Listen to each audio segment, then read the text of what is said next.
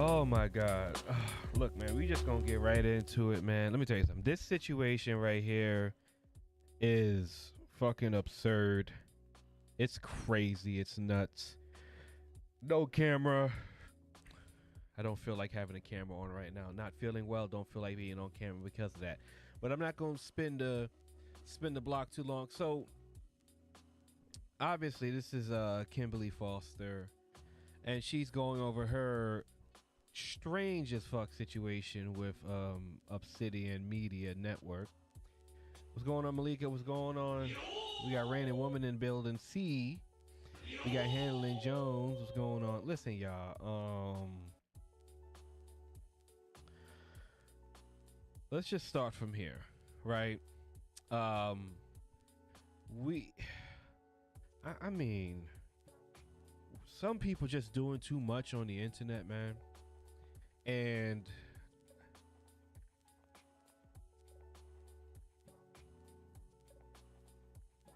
so we're doing too much on the internet. I'm just gonna cut the music. No, we're gonna keep the music. I think we're doing too much on the internet, doing way too much on the internet, and then we're not understanding the difference between commentary content and harassment, and it's leading us to the situation right here. So Kimberly Foster already filed whatever legal document papers she did with YouTube and convinced why they give niggas the internet. I don't know, man. They should really take niggas the internet from them. Y'all don't need the internet, man.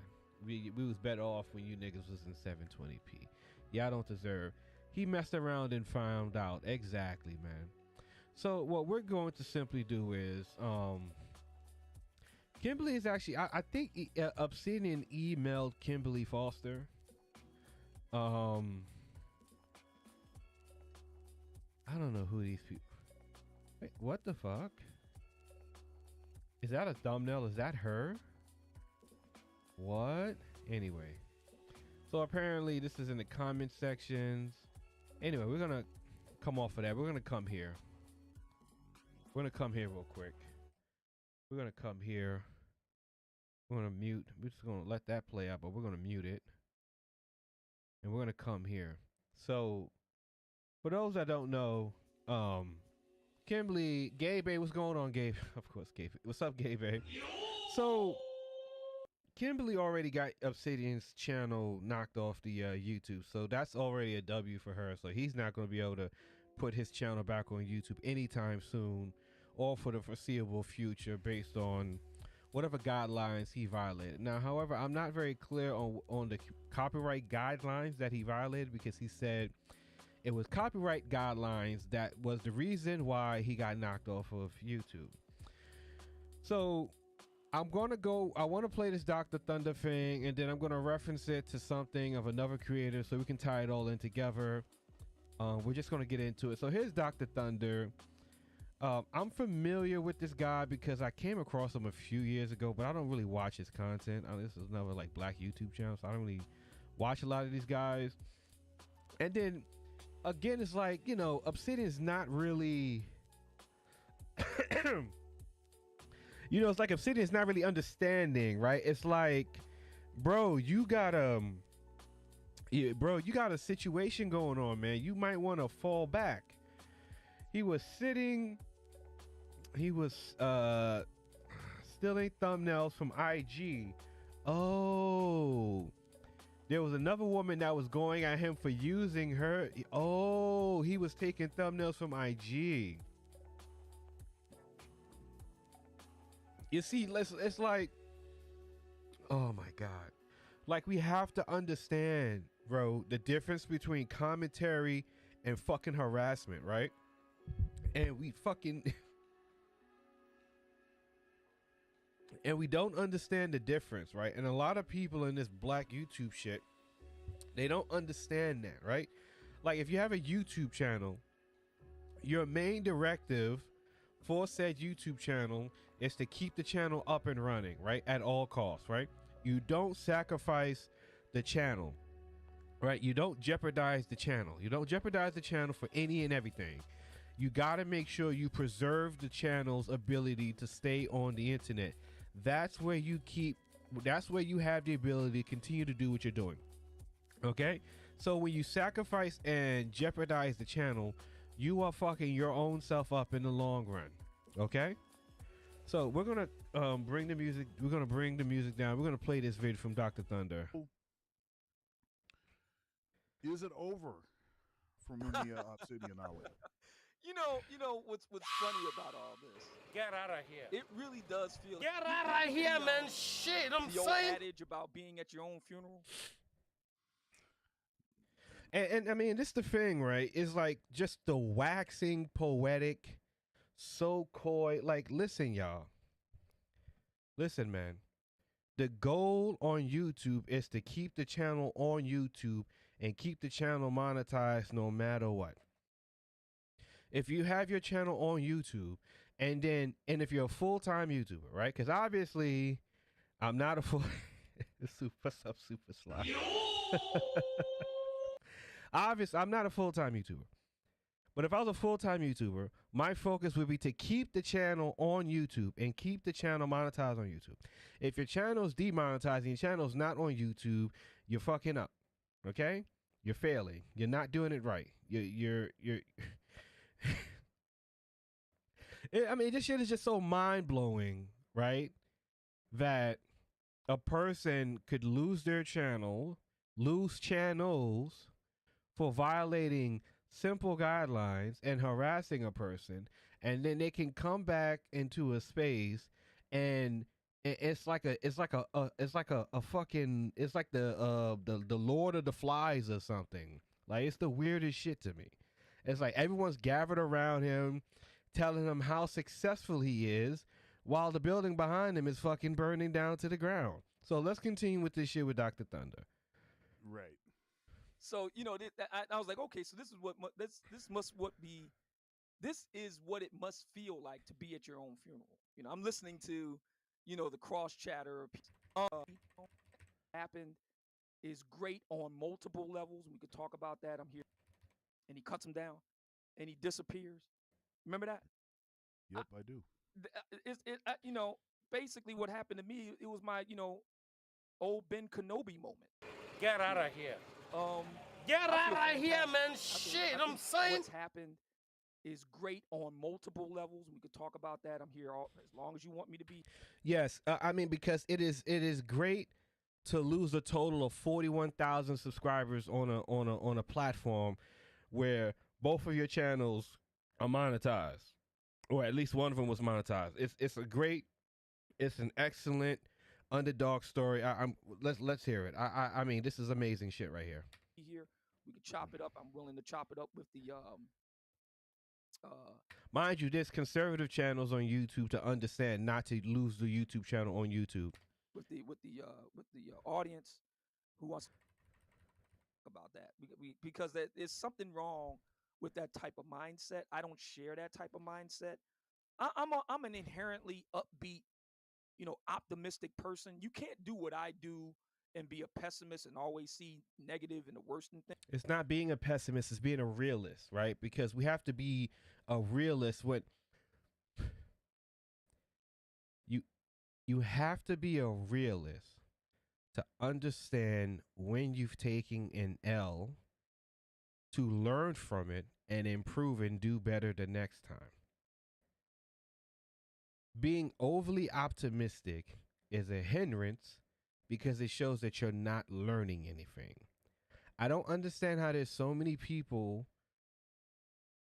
on YouTube that don't understand, that get a channel, that get a channel deleted, make a new channel, that channel gets deleted, make a new channel, that channel gets deleted, get another channel, that channel gets deleted, get another channel, that channel gets deleted, and then make another channel, that channel gets deleted, and think that that's being successful, that's being productive, that's being successful, that they're doing the right thing. That shit is. Get out of here. Get out of here, man. Shit, I'm saying. It's fucking crazy. Things you would probably mess around and like drink yourself to death or throw yourself off a building or something. And I'm impatient for this shit. We're gonna fast forward. I don't want to hear all this shit. The cup hold that I'm gonna measure. Okay, all right. Come on. Period. any kind of transitional period to I'm a completely different animal from not all, but from many black men. I welcome challenges. sure. I kind of give off one. Matter of fact, I'm glad that the situation that went down the way that it did, and I kind of orchestrated it to do that. Because I wanted to. Okay, we gotta do full stop. All right, we gotta do a full stop. We gotta do a full stop. All right, so look here. Let me explain this real quick too. I'm in sales, right? So I know when someone's selling some shit, right? It's like the insanity theory. Keep doing it. It's like it's so fucking crazy, right? You had a channel that was 30, you had two channels that would total about 41,000 subscribers that got deleted off a platform, and you said that you're trying to convince people that it was a good thing because you were preparing for it to happen and you wanted it to happen because you were looking for a challenge and you wanted to get off the platform. Man, God bless y'all that believe that shit, boy. I wish y'all the best, man. I need to have your mind state for the people that believe this shit. I need your mind state. I want to be you. That must be a beautiful place to be if you believe shit like this. Like, if you're on YouTube and you're making money on the platform, and from his numbers, he was making some decent money on the platform. He may be bloviating some of the numbers, but he was making some good money on the platform. If you're on the platform and you're making money on the platform, your sole priority should be to maintain the channel on the platform so that you can maintain the income on the platform. Spaces like Rumble, Odyssey, BitChute, hell, even Twitch, they are there to act as a supplementary income. Twitch can also be a main platform if you focus on Twitch. But besides that, Rumble is a secondary platform to supplement your income. There are people who focus solely on Rumble and they do great on Rumble because they make content that you simply cannot put on YouTube. And that is fair. This is not a conversation on Rumble versus YouTube. That is a different conversation, and there's context that needs to be added to that conversation. What's going on, Club Fortune? So I'm not going to get into the argument or discussion of Rumble versus YouTube. There's a lot of context that has to be added to have that conversation. But if your main source of following and base is on YouTube, then the purpose of Rumble is to supplement your income, your online income, by gaining that off of Rumble. Okay? And here's where Obsidian made the grave miscalculation. Obsidian's platform is solely on YouTube. Now, I believe I've said this countless times before. The problem with guys like Obsidian, same thing with Kevin Samuels, same thing with ARC, same thing with all these guys is that everything is centered and focused on YouTube instead of branching out. I have been trying to tell people this for many years since I've interacted with this space, and no one seems to understand this concept. The reason why when your channel gets hurt on YouTube, you lose all your following because you don't have a following on social media. You just have a YouTube channel. So because you're not active, blame me. Tyrone Church, I haven't seen you in a long time. What's going on, Tyrone? I almost agree, but Kevin Samuels was huge on Instagram. No, but Gabe, hey, that's what I'm saying. Like, Kevin Samuels had a good Instagram. He wasn't on X, but he was good on Instagram. I think he had some, he was spread it out. But you have to spread out your impression on social media. Okay? Because now, because you're only on YouTube, you lost two channels. All the channels are gone on YouTube. You just have the Rumble. Your Rumble has 600 subscribers, but the problem is you can't come on YouTube anymore. So what you're trying to do is, like what he was doing with Bernard Riley, you're trying to go to a person's channel, a smaller channel like Dr. Thunder, because I think Bernard Riley might be at 20. I don't know. I don't fucking watch him. I think he might be at 20,000 subscribers or some shit like that. Whatever. A person with a decent sized channel is not going to let you come on their channel and fuck their shit up, right? So Dr. Thunder has a smaller channel. He sounds like a branch Obsidian, you know, Covidian. So you have to go on other YouTubers' channels to convince them to go over to your YouTube, to your Rumble channel to subscribe now. Because you had 41,000 subscribers on YouTube. All those channels are deleted. That means you have no following anymore. You have no followers. All your followers that exist are on Rumble. And you have no method to pull people who was watching you on YouTube onto Rumble. Your only way to do that is to do what he's doing here, is to come on YouTube, wax poetic. Bernard is getting up there. He's at 37. Yeah. Okay, 37. Okay. Yeah, so I'm glad because y'all watch the shit. I don't know these numbers. I don't know their numbers. Any small content creator with emphasize versatility. Yeah. So yeah, Bernard Riley has 37,000 subscribers. Ain't no fucking way he's dealing with Obsidian anymore. Because Bernard Riley's already terrified about what happened. You know, he's a scary dude. He does that often, deleting videos and shit. Right? So Obsidian has no way to gain these subscribers back because he has no method to transport them to another platform. Obsidian doesn't have an email list. So he doesn't even have a newsletter, to my knowledge. So instead of using your website to send snarky, petty letters to people, that should have been a newsletter to reach out to your subscribers. I don't even know if he has a newsletter. So you have no method to convince these people who were watching you on YouTube to come follow you to Rumble. But anyway, let's come back to this video. I like new challenges. I like doing things that are new and different and innovative. I'm not afraid of trying out new things. You know, there was a time I was on Mixler. I tried out this radio app called Mixler. Didn't work out, but I learned a lot, and I got me a really nice player for my music out of it. So I'm not afraid of trying things, trying new things. I'm not afraid of if you're going to be in business for yourself, and I have learned a new phrase, Doc.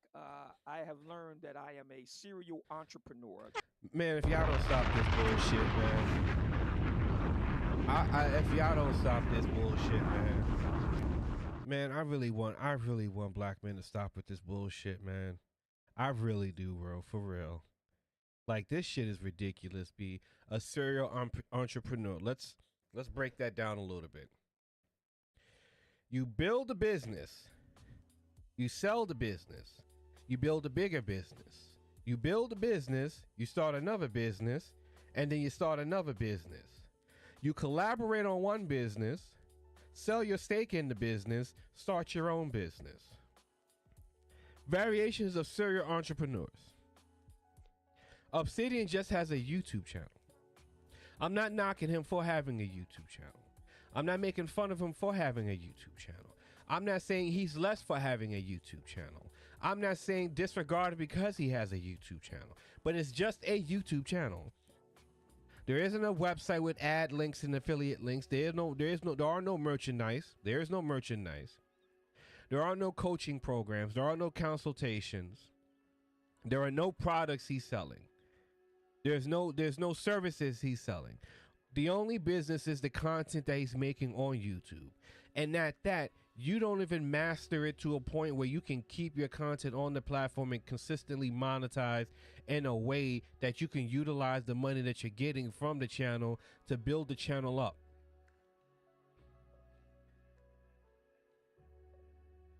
An entrepreneur doesn't get banned from the own business. How can you be a serial entrepreneur and you don't even have the business? I wish y'all, the people who really listen to this shit, man, and believe this shit, man, God bless y'all, be for real. Like, I want to be like you, to hear shit like this and then to believe it. Because I hear shit like this and I just simply can't believe it. It just doesn't make sense to me. even if you run successful YouTube channels and run those as a business, the channels stay up and you monetize and create another channel that creates different content. There are people who run YouTube channels automated like a business, and they run 5 different channels automated through a series of, you pay the person for the script, you just do the recording, you pay the person for the thumbnail, you pay a person for SEO, you pay a person to the editing, and then you post the video. You're not paying people for the AdSense, you're making the AdSense money and paying people to help produce the content. The only thing that you're really doing is filming the content.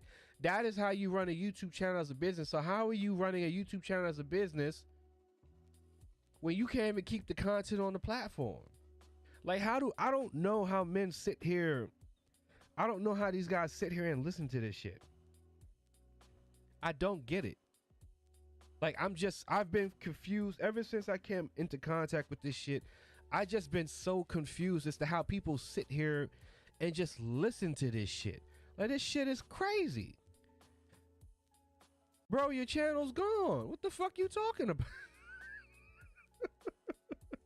You know, a couple of business guys that I know well, very successful brothers. They say, you know, Mumia, you're a serial entrepreneur. And I said, I am. He said, yeah. Man, listen, I'm gonna call Cap on that Get shit, out man. of here. I'm gonna call Cap Get on out that. of here, man. Gotta call Shit, Cap on I'm that. saying. But I want to pause right here and come back to oh, perfect. She ended the stream, so let's come here and see what she was talking about. It contained lies about my relationship history and relationship status. I'm very proud of that fact. As a matter of fact, Kim, you're very good business for me. That's the reason why I talk about you so much. If you haven't noticed something about me by now, I only talk about people that are profitable to me. If I don't talk to you or talk about you, I know, Randy, I can't understand blissful ignorance. I just can't do it. it's probably because you don't make me money.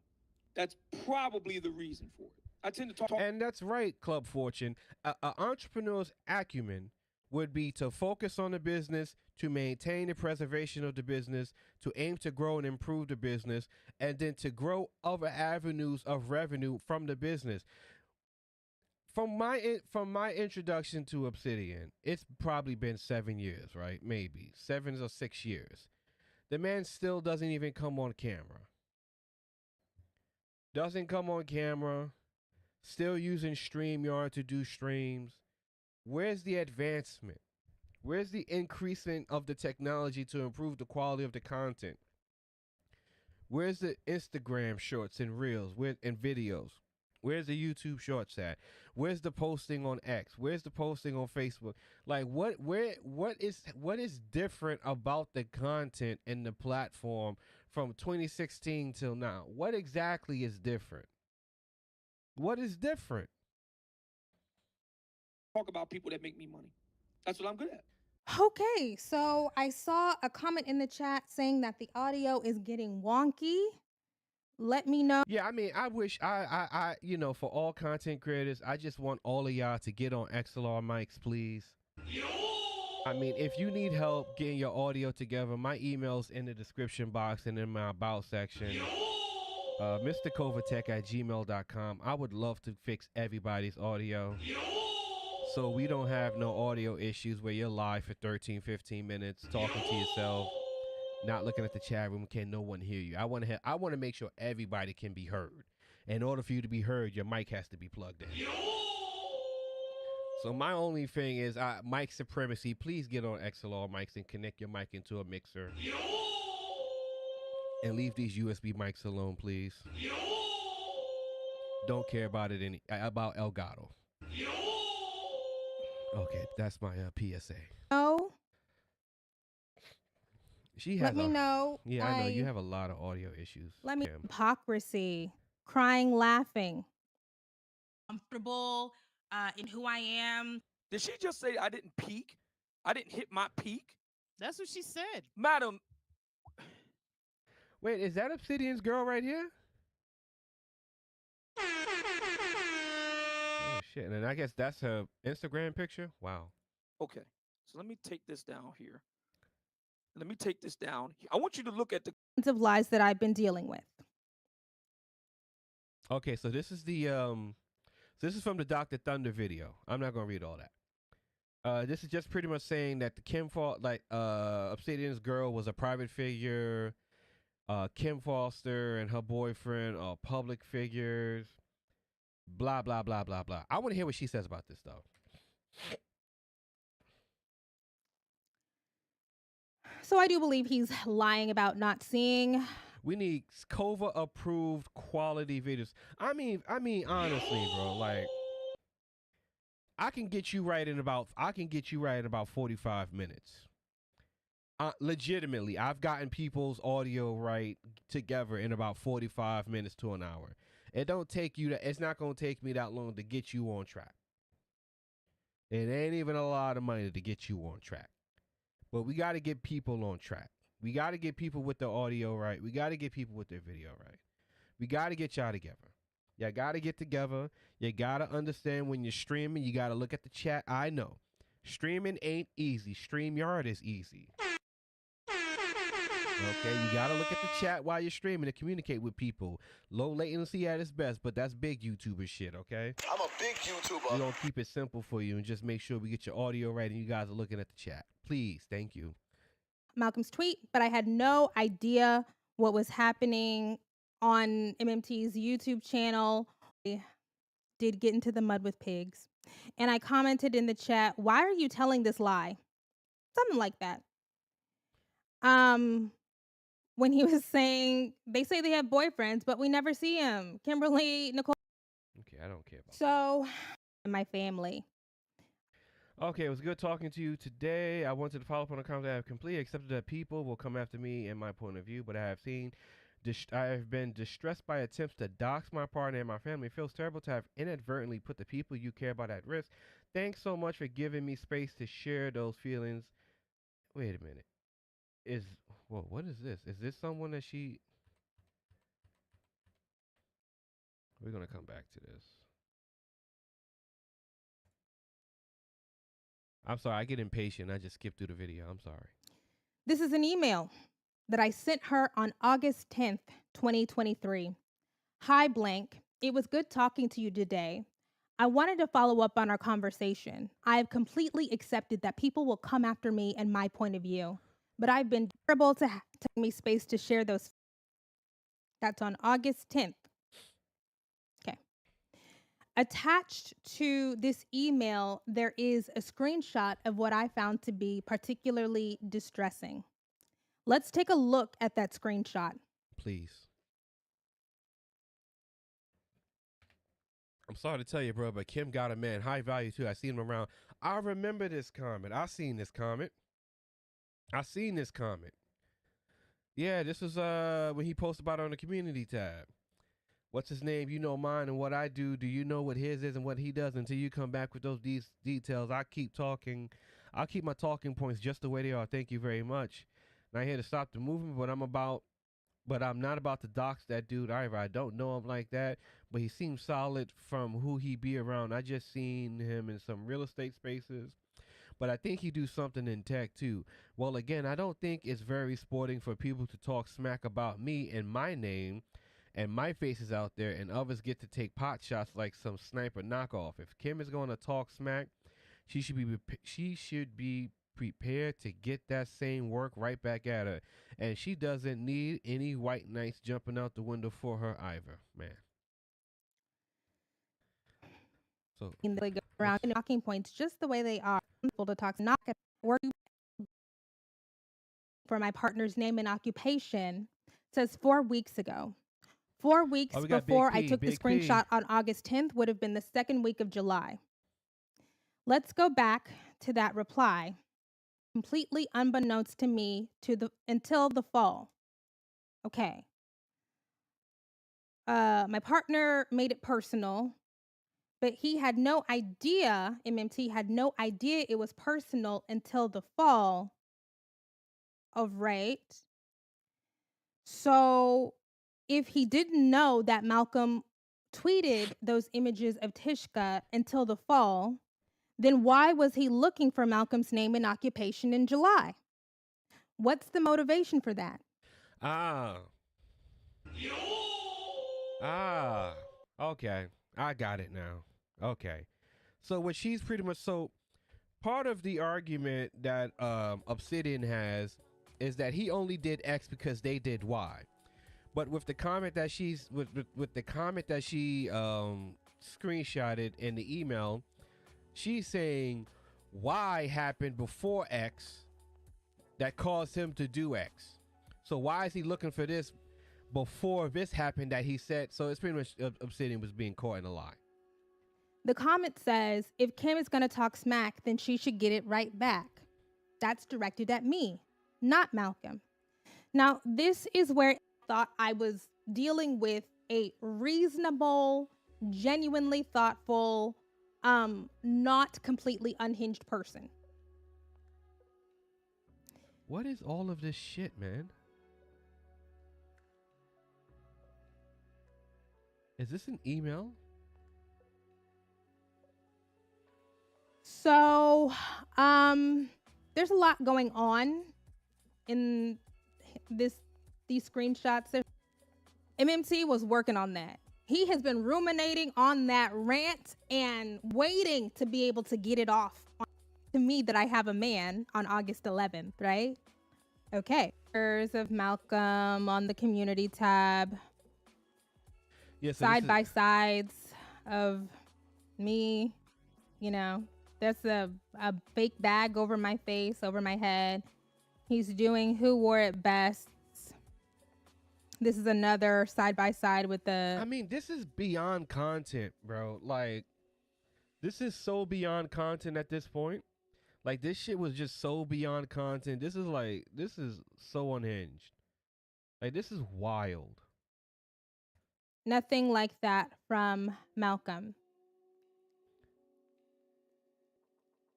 Now, when does it start to heat up? Or who did nothing but tweet out his honest thoughts to his 500 Twitter followers after he had spent months talking the most reprehensible So, this is like the compare and contrast video picture. This is I think this is the conclave thing. Okay, anyway. So we're gonna come back to the Dr. Thunder shit. I pretty much got to sum up. Well, I don't have the capacity to analyze it super critical at this point, so I'm not going to do that.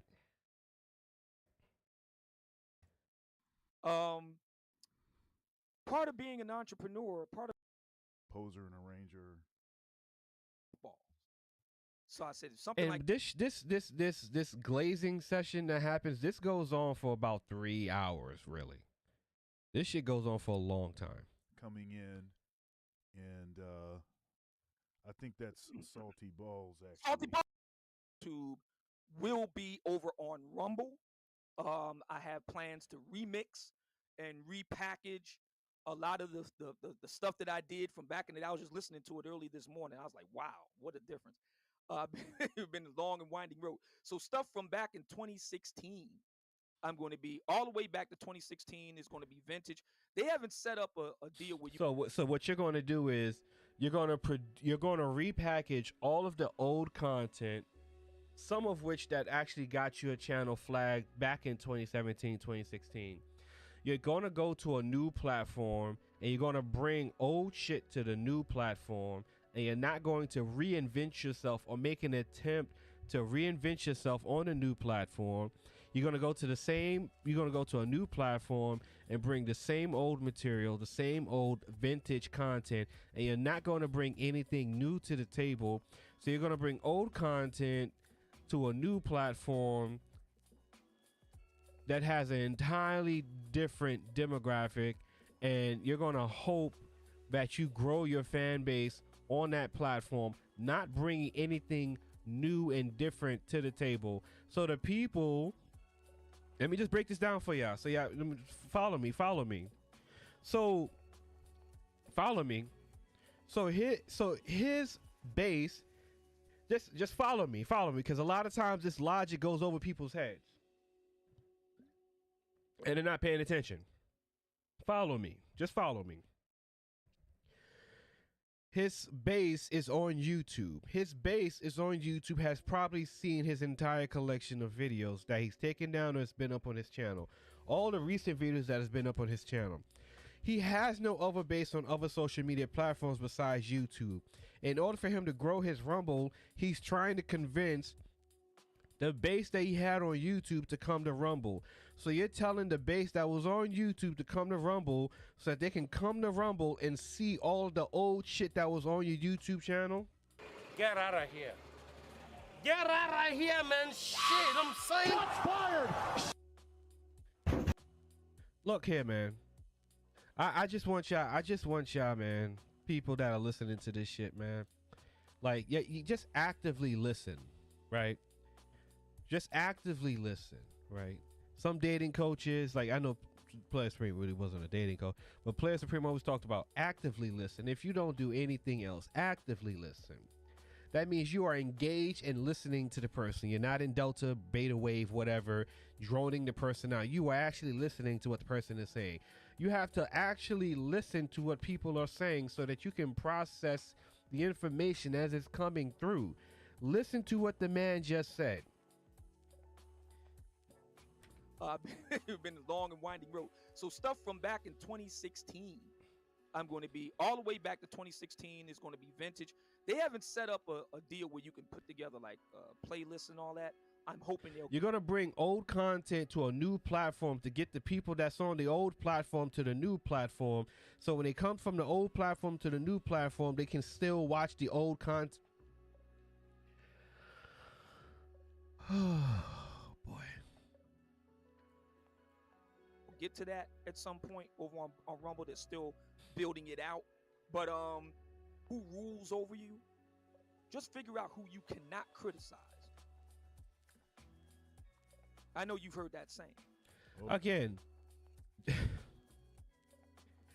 you're in the situation you're in not because of you criticizing. It's because you took commentary to a different level. A level where it's far beyond commentary and criticizing and content. You took it to the form of harassing and stalking. That's not,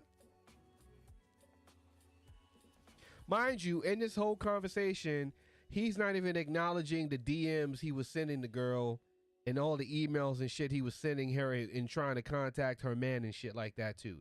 He glosses over that shit.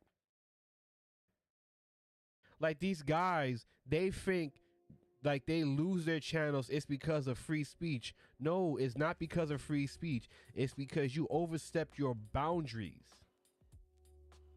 And you walked right into the community guidelines. Regardless if it's copyright, bullying, harassment, you walk yourself into that. It's different if someone's false flagging you because you had commentary on their content. You're walking yourself into this shit. Oh yeah. And you know, for many, like these guys think that you can't criticize black women because they're a protected group.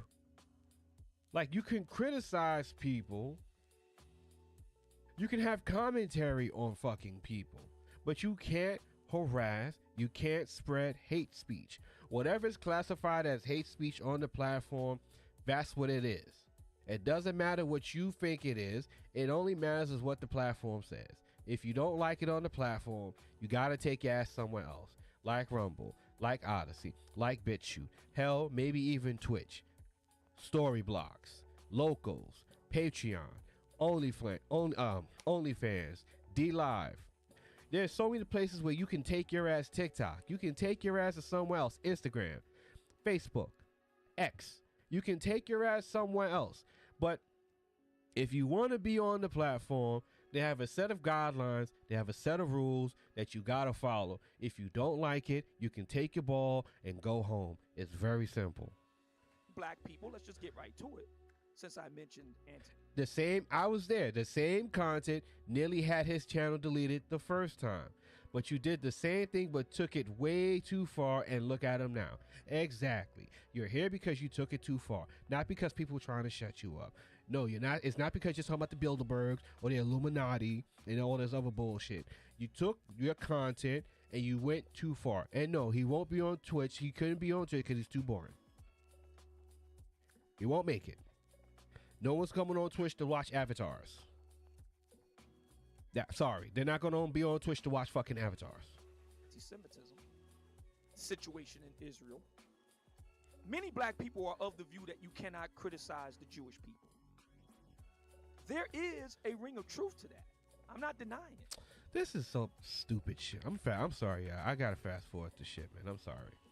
I don't have that kind of patience to listen to this fucking nonsense. Talking about Israel, like, it's just not stuff that we. This is not stuff that we care about. Yeah. On the right, though, and I know that, like I said, this may be something we differ on. There has been a history of sort of harboring white nationalists. Because I believe in myself. I always will bet on myself. So I think black men need to be a lot more assertive.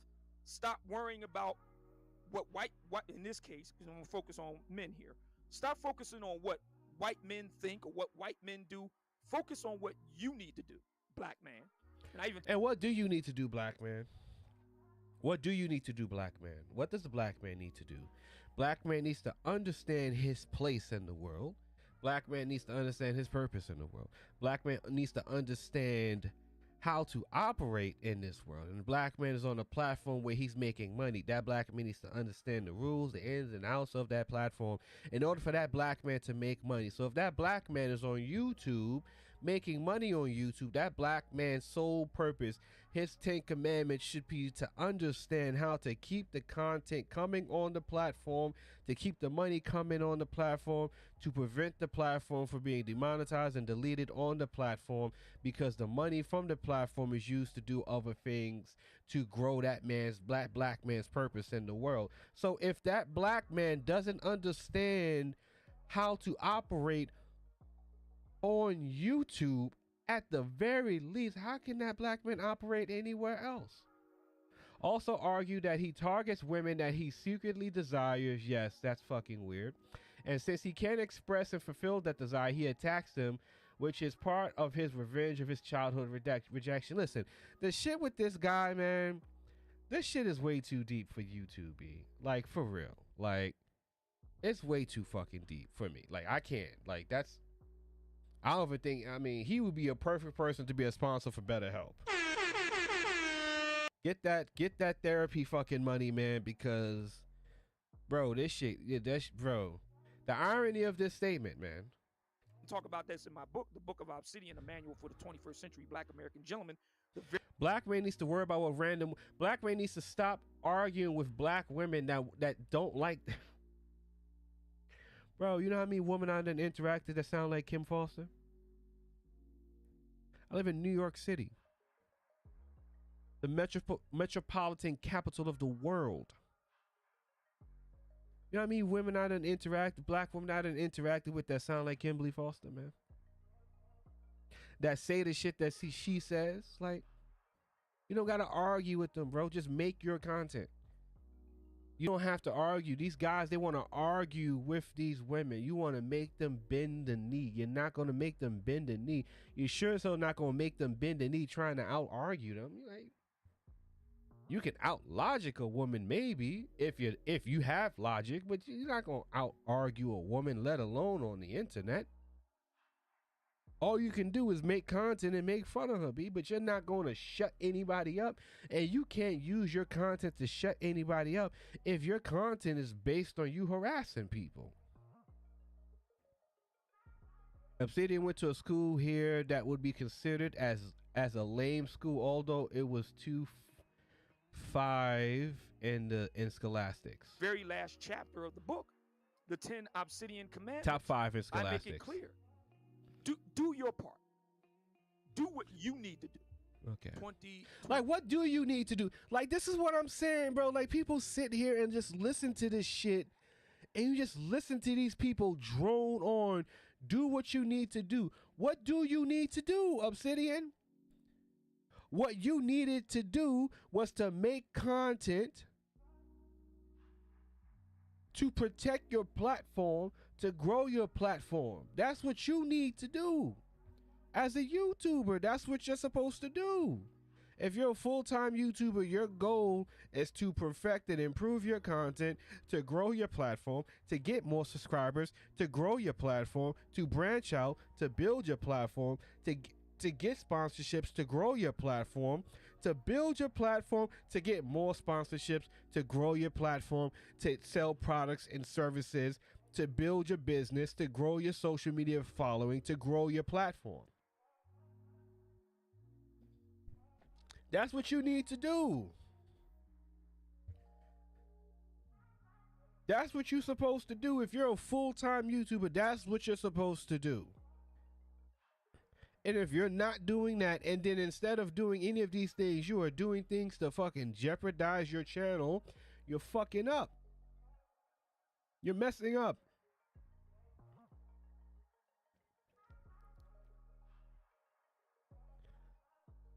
Click that link. So now we open up and I argue that he settled for Miss Brown Sugar. Ooh, she's not his preference. I think so. I don't think so. I don't think she fits the demographic I've heard him talk about. But she's the best thing that he could do would stick with his stupid behind. Absolutely. In the meantime, Thank you, Dr. Dunder. So now we open up the panel. Obviously, this is about 2 hours of glazing. We're not going to sit through any of this. This is about 2 hours of just straight glazing. Are very important. It's not, I've heard a lot of criticisms of them from guys who actually support. Please send along the next time you make an appearance there. Please send along my my kind regards to Mr. Ty City. yeah. So I hopped on there because he, in his title he was saying something about you, and I thought it might be an opportunity to say, hey, you're going to be on the show this morning or whatever. And so I hopped on after my gig was over, and to somewhat of a, not by Ty City, but by somebody else on the planet, to somewhat of an interrogation. So you're a married man, you've been married for 16 years. Why do you want to talk about, relationship topics, or why do you? That's an excellent question. I want to hear the answer to this shit. Your voice is, it's obsolete. It's you're out of touch. You've been out the game for 16 years. Blah blah blah. I know he hates this. Like, man, I can't get none, but I'm with your big ass. Shit. Let me smile for this camera. I could have been you need to be 5'10", $150. But you north of $150 is south of 5'10". All of this kind of stuff. And one of the issues that I have with that perspective is that it seems to me that it's not just about getting a woman, it's about keeping her. Okay, I'm shows a lot of deletion recently from these institutions. They know exactly how to frame things. All right, to sum up all this shit, because I'm not about to sit here and listen to this shit. To sum up what these guys are really talking about, their stance is that Kimberly and women like her are using the government to silence black men because they don't like that black men have the freedom to express themselves and to comment on black women's behavior online. And they feel that when they lose the argument, they want to summon the government like Exodia and extinguish the voices of black men, which is somewhat true in certain cases, but not entirely true. Right? And whisper in the ear of the powers that be, white folks. Okay, this guy, all right, I literally just don't have the patience to sit here and listen to this shit all the time.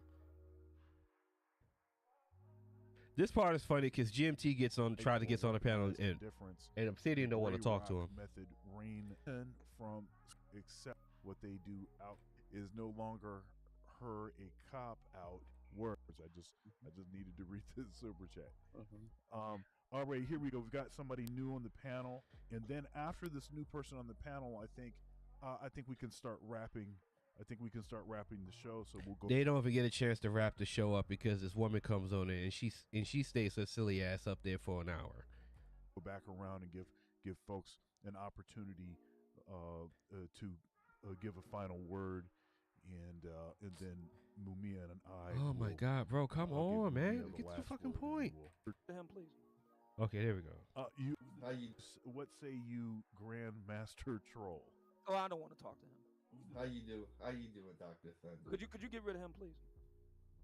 Okay. All right, sure. Thank you. Well, Dr. Thunder, you don't want to know why he don't want to talk to him? Well, why don't you want to talk to him? Well, I don't like him. But why don't you like him? You see, Obsidian don't want to talk to anyone that's not going to glaze him up and down.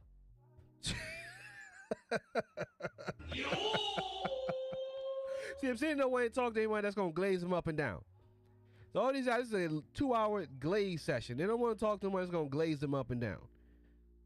You see what I'm saying? Like, GMT's not going to glaze you up and down in a conversation. You see what I'm saying? He's going to ask you actual questions based on the things that you've said. And the things in this conversation that you've actually omitted, that Kim Foster has brought light, but you've kind of glazed over those things. So you just want to sit on the panel where guys talking about fucking Kathy Holcomb and the liberals and the progressive because y'all think you're fucking Steven Crowder and shit. Yeah, I'm not talking, man. I'm not going to dignify him. So All right. yeah. You know, I guess I'll make my closing now. Actually, so, Mr. Z, actually, I'd like to keep you a little longer if you have time. Okay. Let's do okay, this. no, I have time. Go ahead. Let's go Beef King, then Kasank, and then we'll go. Oh my God. And do whatever. That's my only point. So I wish that you the best of success for Obsidian and Rumble. I do plan to check you out there. Of course, Dr. Thunder and Mrs. Z and everyone else who has channels. I want us all to win and all to succeed in making Black men the best versions of ourselves. But I don't think we can yield any ground when we don't have to. If I get the idea of tactical retreat when necessary, but if it's not necessary, let's not do it. Well, but see, the problem is that you're clearly not aware of these matters. YouTube and big tech. Matter of fact, Mark Zuckerberg. And here comes the bullshit. Perfect part. Listen to this nonsense. Just in Congress, being grilled by Senator Ted Cruz. He was forced to give us major mea culpa. This is not the first time his company has been, dragged before the American and won't be the last. Senate. So I mean, there's a much bigger fight going on than just me. It's a much bigger fight. No, I'm sorry, sir. You're wrong because the technician covered that situation thoroughly 2 years ago. Let me explain to you. That situation with Mark Zuckerberg's big tech, Twitter, Instagram, Facebook, and YouTube has nothing to do with what the fuck you got going on. What that situation was with them and the Twitter files is collaborating with each other to silence conservative voices and dissenting opinions. The reason why you're not on YouTube anymore is because you took things too far. That is why you're not on YouTube anymore. And you took things too far with receipts that linked back to you showing that you took things too far. Regardless, whether or not it's with copyright, bullying, or harassment, your actions led to people in charge of things in YouTube in the Department of Trust and Safety, because that's really what that shit was about, is the trust and safety departments overstepping their boundaries and using internal tools to communicate to other social media platforms to silence people based on the judgment of the government, because the government was telling these social media platforms who to shut up, who to ban, who to get rid of. And then these social media platforms use an internal tool that only they know of between the different social media platforms to trace people on different platforms so that they can get banned and removed off the platforms there as well. That is how Alex Jones got deleted on YouTube, Facebook, Twitter, Instagram, all at the same day. So the reason why Mark Zuckerberg and Sanjay Pranat was sitting I think that's the guy name. I'm not too sure. It was an Indian guy.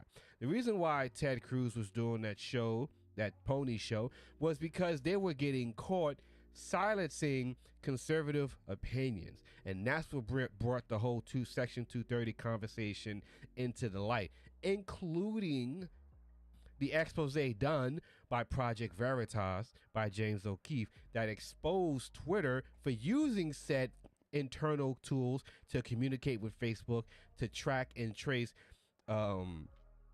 users across multiple platforms. So no, sir, your situation is vastly different from the situation that Mark Zuckerberg was talking to Ted Cruz about. But again, that just goes to show you have to pay attention to what people are saying instead of just sitting there and listening to what they're saying. Because if you're paying attention to what they're saying, all you simply have to say is, wait a minute. Mark Zuckerberg, Twitter, and Instagram, they were there because they were silencing conservatives, not because the conservatives were overstepping their boundaries, but because the conservatives just had a difference of opinion. So those people were silenced because they had a difference of opinion. You're not being silenced because you have a difference of opinion. You're not even being silenced. You're just being removed from the platform because you overstepped the boundaries on the platform that violated their community guidelines. That's why your channel is deleted, sir. It's not deleted because you were talking about things that were contrary to the popular belief of the people. If you were simply just responding to her content, you will still be here, sir. But you took things too far because in your own words, as she played it on her channel, you know you can keep talking about her to make money, but now you done fucked around and you found out. And now you're not on YouTube. So no, what you're talking about is incorrect and it doesn't have anything to do with your situation. But continue. Going on here. It's on the college campus. It's in big media, it's a big tech and social media. It's in Silicon Valley. I mean, this whole contagion from the left has spread through pretty much every major institution in American life. And so you're fighting a losing battle on YouTube. That's we can't concede. You and I are just gonna have to disagree about. You're fighting, and here's how I know it's true. We can't concede. And here's how I know it's media. True. We can't concede. And here's how I know it's true. We just can't concede. Otherwise, we just might as well just give up. Here's how I know it's true. There is a black woman, content creator, in the black manosphere. I would consider her in it. Her name is Shay Chardet. She hasn't been around in months because her channel was deleted, taken down. Facts. As a result of a coordinated campaign that was used against us being black men. Aggrieved black women, like the one we're talking about today, mobbed up on YouTube and got it. Now, again, why was she deleted off of YouTube? Why was she deleted off of YouTube? What was her content about? Why did people target her and her content? These are the questions you have to ask yourself when people are saying these things. And you cannot just simply just sit there and listen to what people are saying. You have to comprehend. You have to pay attention to what they're saying. He said this person got deleted off of YouTube because a mob of people flagged their channel. What you have to then ask yourself, when I heard this is what I asked myself, what exactly was her content about that caused a group of people to be emboldened to flag her content? If you find out what that reason was, then you can put it up against that situation and see if it's justified or if it's not. Obviously, it wasn't justified because her channel is back. Automated system to delete her channel. She just recently got it back. Just recently, within the last few days. And she talks about all this. It's a matter of public record. So I mean, so my thinking here is, why continue to fight? I've pretty much achieved everything I achieved here on YouTube. Let's count the ways. Let's count. one of the founding fathers of the Black Manosphere. We ain't going nowhere. This idea that Black Manosphere is over, that's only true if you believe that YouTube is the end-all be-all for the Black Manosphere. We've done 3 conclaves. All 3 have been Black Manosphere pizza parties. successful. We're doing our 4th one this year. 4th pizza party. Everything is fine. The Black Manosphere is fine. So let's count the ways. One of the founding fathers of the Black Manosphere. That's a fact. #1 best-selling author. Think about this for me. Think about this. When's the last time you heard of a #1 best-selling author writing a book for Black men? When has that happened? Think about that for a minute. There are #1 bestsellers for other different types of topics and different type of demographics. Anyway, but for moving Black comes when you are a public figure. To pick your battles. And Okay, so this is Miss Michelle woman. I know I just spoke to someone. I got her name mixed up all the time. Black Manosphere field trip, Black Manosphere pizza party. I'm gonna play this part right here. Me beating my chest. That's not me tooting my own horn. That's just a fact. I found over the years that successful Black men, as a general rule, I'm not saying this is true in every case. Earlier I talked about Stephen A. Smith and Jason Black, and Jason Whitlock. So I'm not saying this is true everywhere, but it's been my personal experience, my lived experience, that brothers that are doing well for themselves don't really have a whole lot of time to be going after me. They really don't. I find that the brothers who have a lot of time on their hands to go after me, there's a reason for it. There's a reason for it. But the brothers who you got it going on, they really don't have a lot of time to be concerned about what I'm doing. Hey, Beef King, thanks for being on the panel. I need to drop you down so I can get somebody else in here. Thanks for being here and being a supporter. Thanks for having me. Hey, Appreciate it. Absolutely. Thunder, can I say something real quick? Absolutely. You got it. I'm going to be real quick because I got to go. But I want to say this to Obsidian. And, you know, me and Obsidian, we've battled a lot. But this is what I'm trying to tell you. And Obsidian, you are stubborn. You're pig-headed. You need to stop. Leave her alone. Sometimes you gotta know when to pick your battles and when you need to chill. You've not chilled on her. And she's not playing.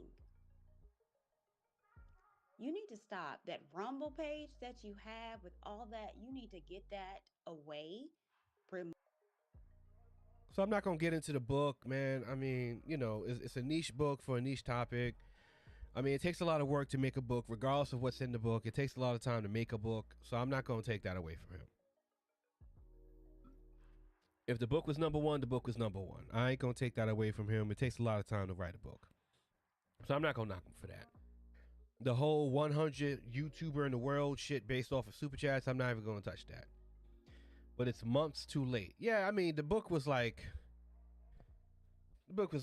almost a year ago at this point, a year and a half ago. Move it. You need to chill. Because she's not playing. Are you done? At all.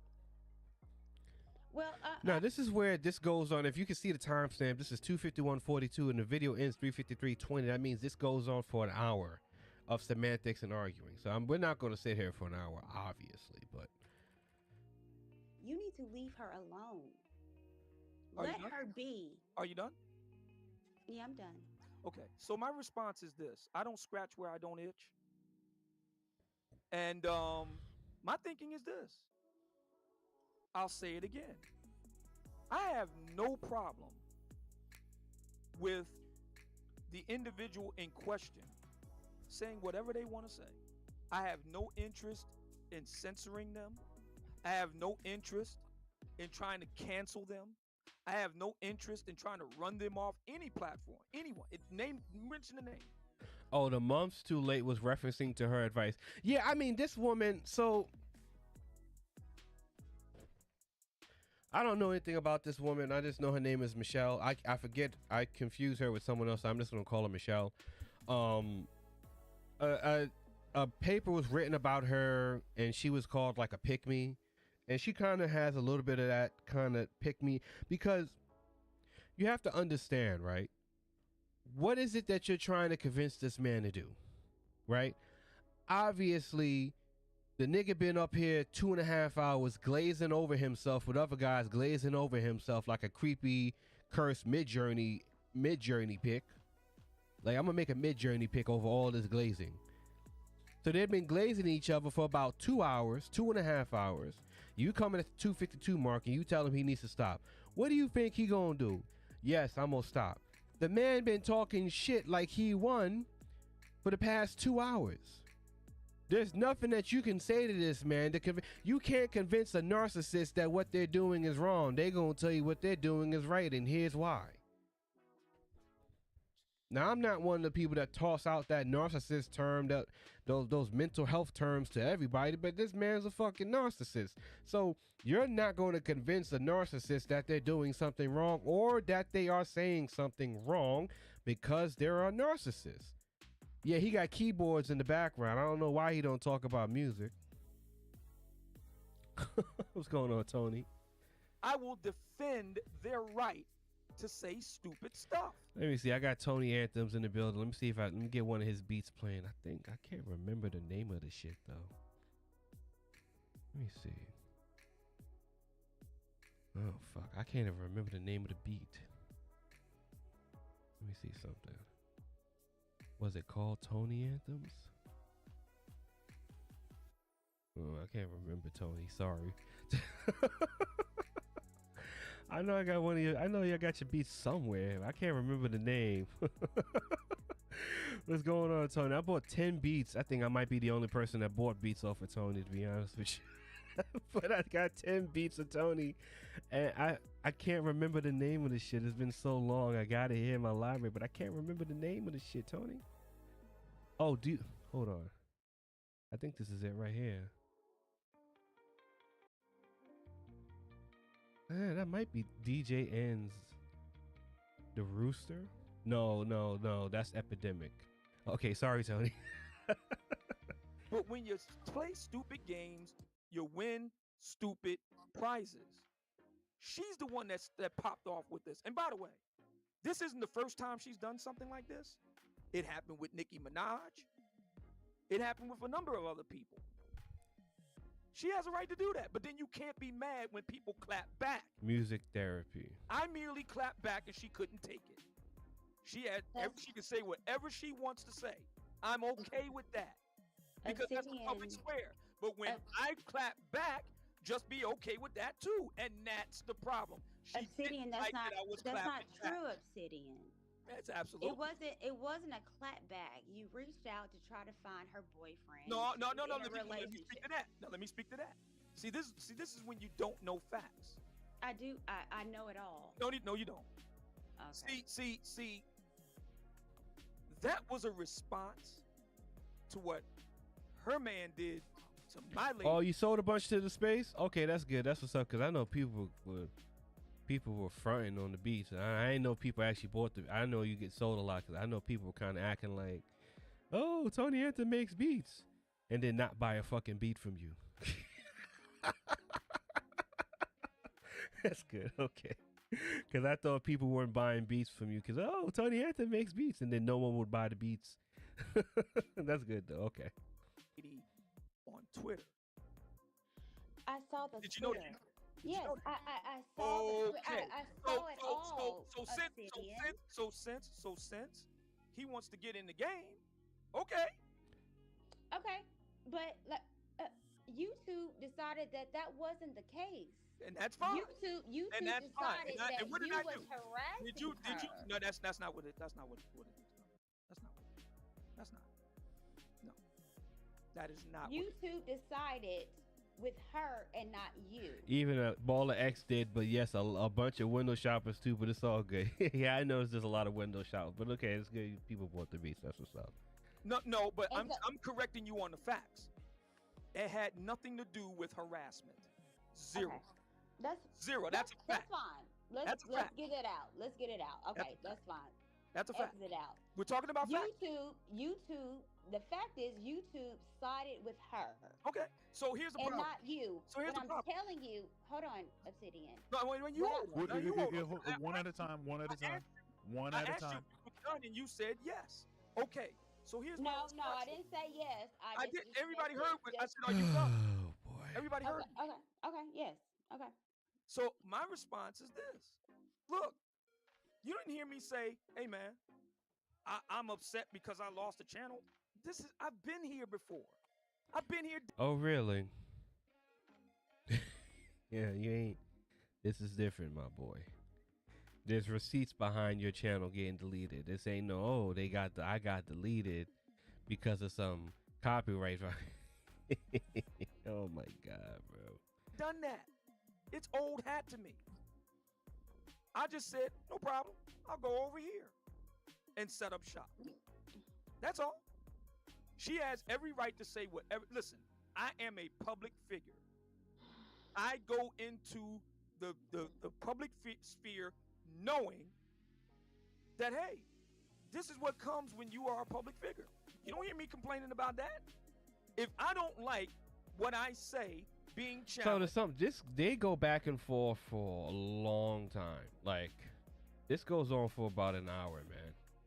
It's weird to see people of a mature age to argue with people that are 10 years, they're minor. Yeah, shout out to the ladies who supported the merch, leggings, and some hoodies. How Super Slide plays my beat. That's that's your beat. Okay.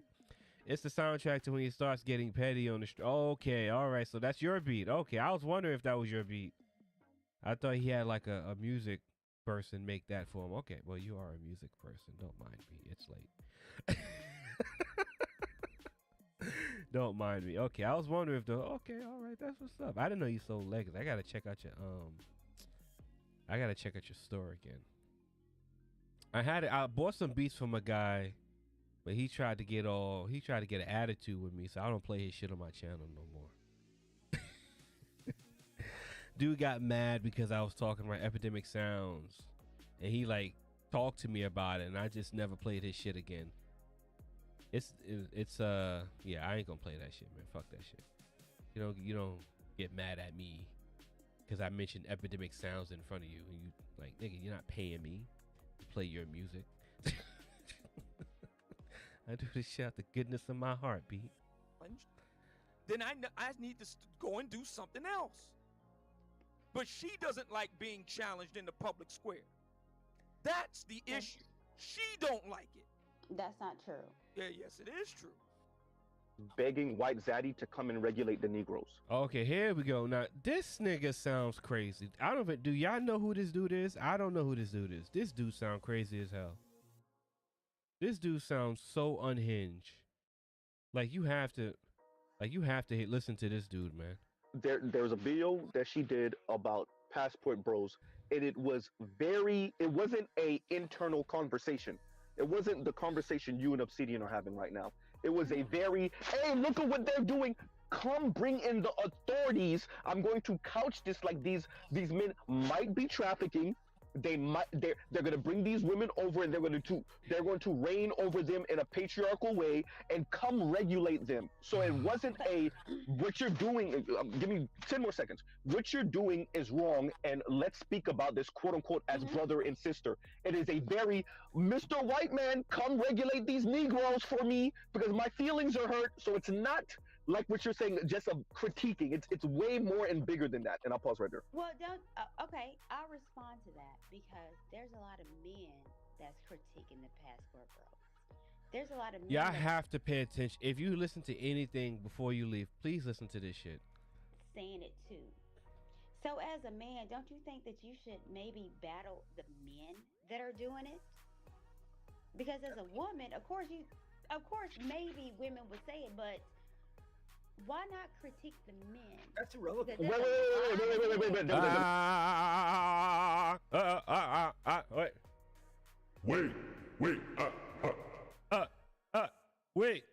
Wait.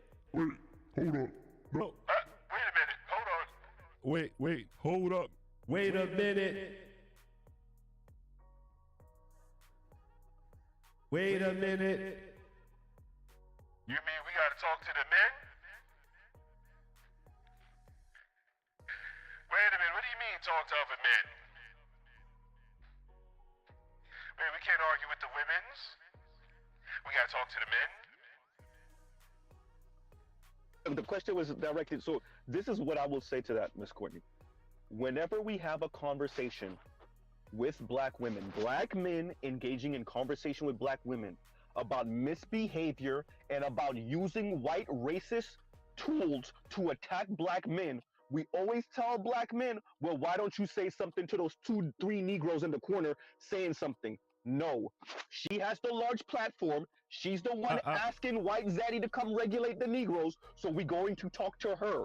I really detest this concept that black women do. I'm almost. I promise you, I'm gonna land in 10 seconds.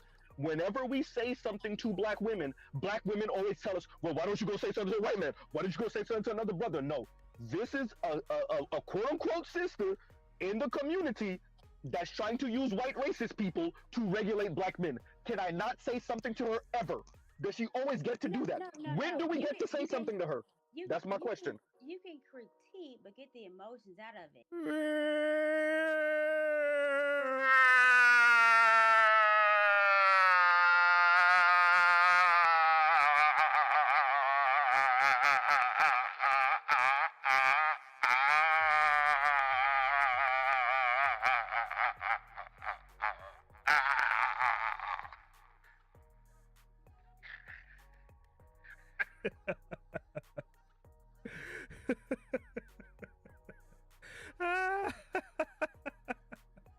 Oh shit. That's exactly what the fuck that is, man. You can critique, but let me tell you, ma'am, the whole reason she's saying something is because of her emotions. Hold on. Hold on. Okay, go ahead. Go ahead. You're doing that to me. Okay, go ahead. There are bigger platforms than her. There are platforms that have 2, 3, 4, 5, 6, 7 million subscribers that are critiquing passport bros. And these are men. And they're white men. Why don't you feel emboldened to critique them? Because they're not asking White Zaddy to come regulate. Short bus black pill TFL. Man, listen. Mr. Z. So Gabe, you know who this guy is? Dr. Thunder was letting her get her ish off. So y'all know who this guy is? Mr. Z, y'all know who this dude is? Hold on. That has someone that If y'all wanna while I'm up here, where the fuck is the link at, man? Oh my god. Wait a minute. Okay, there you go, right here.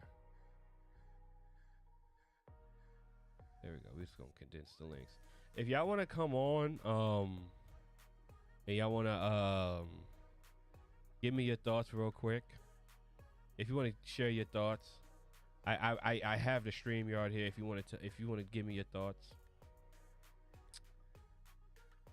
it's gonna be. Oh my god, can I pin it? Let me see something. Oh my god, I can't.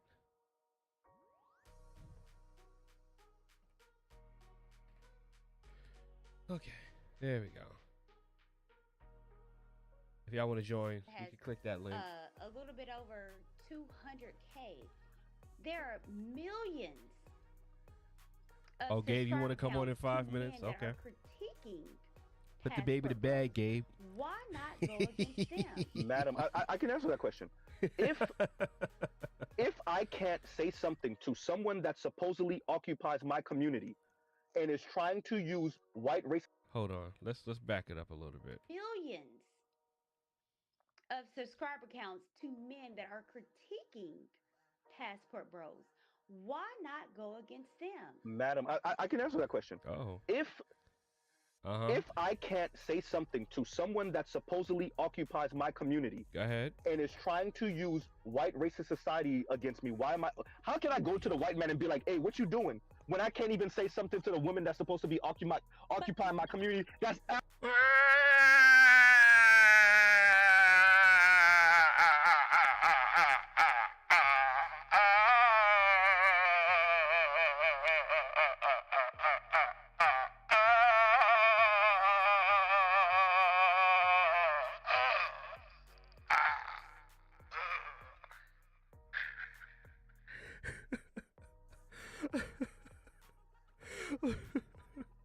Why don't you go argue with the white man? But the white man not in my community. It's the black one. Why I'm gonna get talk to the white man?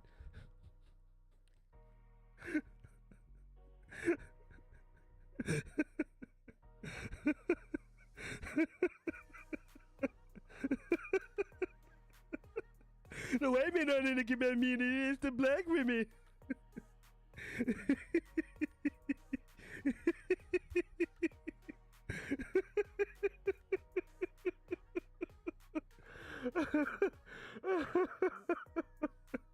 I'm not gonna go argue with the white man and the black woman in there. Why go argue with the white man? How can I go to war with someone that's better than me?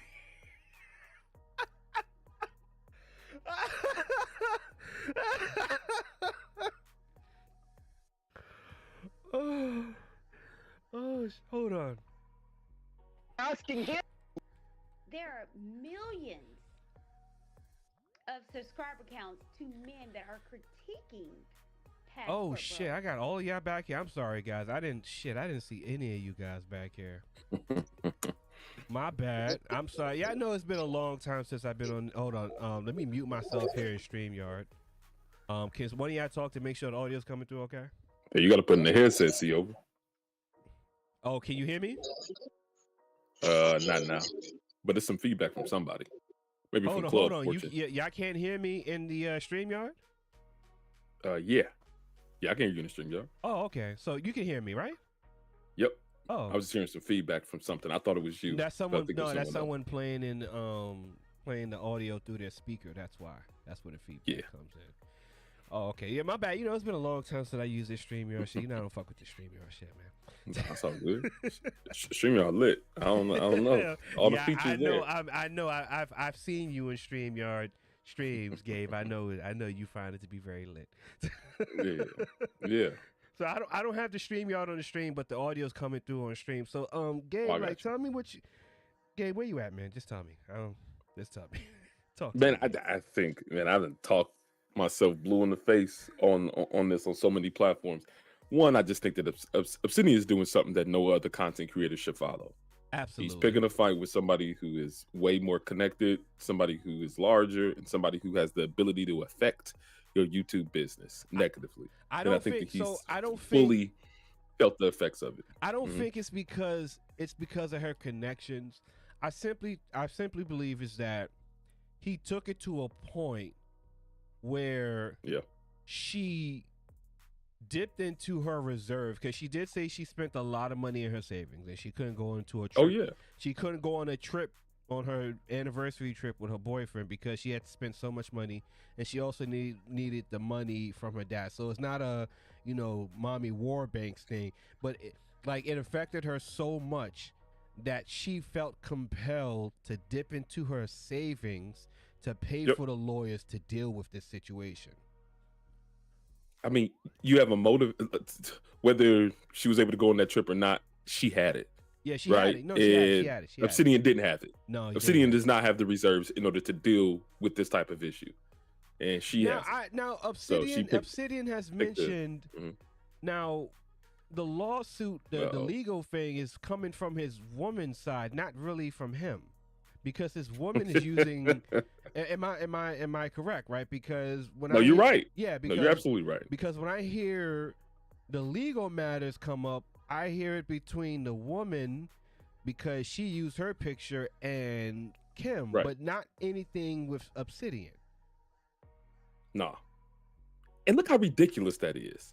You in a relationship, you jump on a podcast to diss somebody, and then you end up in some type of legal back and forth with look how crazy that just sounds. I mean, Why would I you mean, ever get your lady friend involved in any of this? I mean, what are you doing? The sentence is fucking, bro. That shit is crazy. That's awesome. The sentence, and then I look at it. The like, sentence, it's just crazy. the sentence itself. Let me just bring the stream or shit over here, the sentence itself is just crazy, right? Like she could sue him for mental distress too. No, she could. Yeah. She could sue him for mental distress. If she did that, it'd be a wrap for him too. But then you got your lady involved in some legal disputes and some legal back and forths. She trying to strike the girl's channel and everything, and putting up lawyer. I'm like, what is? Bro, it's too like all from you talking junk online, bro, and you associating her with some type of sexual something. It's just crazy. It's too much. Like that's what I think because the Michelle woman is like a pick me. That's what they call her. They call her a pick me. That Michelle woman, because she was named a pick me in some kind of academic report. There was another academic report that came out. I got it from Aaron Fountain. I haven't even read the shit. Another academic paper on black. It was actually naming the black male spirit directly. So I haven't even read it yet. But she like it's going to get to a point where it's beyond him and this weird talking point of the black male spirit shit. Like, and that's what the Michelle woman is trying to like. He's so Courtney Michelle, yeah, Courtney Michelle. It's called Courtney Michelle. So Courtney Michelle is trying to tell him, which is also stupid that she's trying to explain anything to him at this point. Like I didn't watch the whole shit, but like that 2 hours was just 2 hours of just straight up and down glazing for Obsidian. So I don't know why you watch that and come in and you think you're going to tell him to stop, and he's going to be like, okay, sure, why not? But they have history, so like they went back and forth several times. I think this is more of like her like trying to sun him more than anything else. I don't think she's really trying to give him honest advice. She's trying to be like, listen, you dummy, look what happened to you. If them going back and forth and the way that conversation, it just sound like, Goku and Vegeta throwing hands a little bit. Like, we got Freeze over here, but when we done, we gonna go back to throwing hands like we usually do. That's what that seemed like. Yeah, I think it was more of gloating that of his YouTube demise than anything else. Yeah, I don't think she's really trying to get genuine advice. A part in that, she was like, well, I mean, my channel is still up. I'm still on YouTube. And then she also said something like, we'll go post whatever those screenshots up on Rumble, which is the only platform that you can post on anymore. Yeah. So she was kicking them wide down. Yeah. That seemed like that's what. Yeah. So at least that was my opinion of it. Yeah. I mean, I listened. The most that I actually listened to was that hour in between, like with her on there, because and then this Mr. Z guy was like, oh my God, bro. So I don't know if you know his history. He's a BGS site. He's a master teacher. I thought he sounded familiar. That's where he come from. He come from that camp. Yeah. I know there's other people on the panel. I don't want to hog it, but yeah. Yeah. We got Club Fortune. Club Fortune get on panels? Nope, just a rare appearance. Am I coming in good?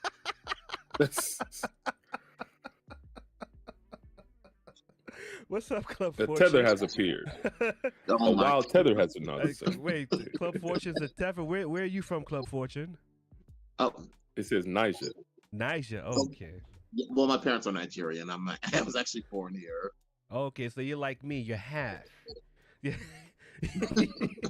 You're mixed. I'm half too. That's why I joke. I'm half and half. Well. I'm Nigerian and African American. No, my dad is from the Caribbean. Okay, you got international panel. Let's go. So what's up, Club Fortune? Yeah, the main thing I just wanted to say was, man, I've never seen a man in my life contradict himself so fast. Talking about being a self-made entrepreneur, but he got himself kicked out. Yeah, y'all break that down. Y'all break that down. K's business. Break down that serial entrepreneur line. Excuse me. Break Yeah, I down. was Obsidian said he was a serial entrepreneur. He said his He goes from business thing to friends thing to thing to told him thing. that he was a serial entrepreneur. That means he has all types of streams of income, but it looks like he's not taking the YouTube business serious. I mean, for him to get kicked off, he's playing around. I mean,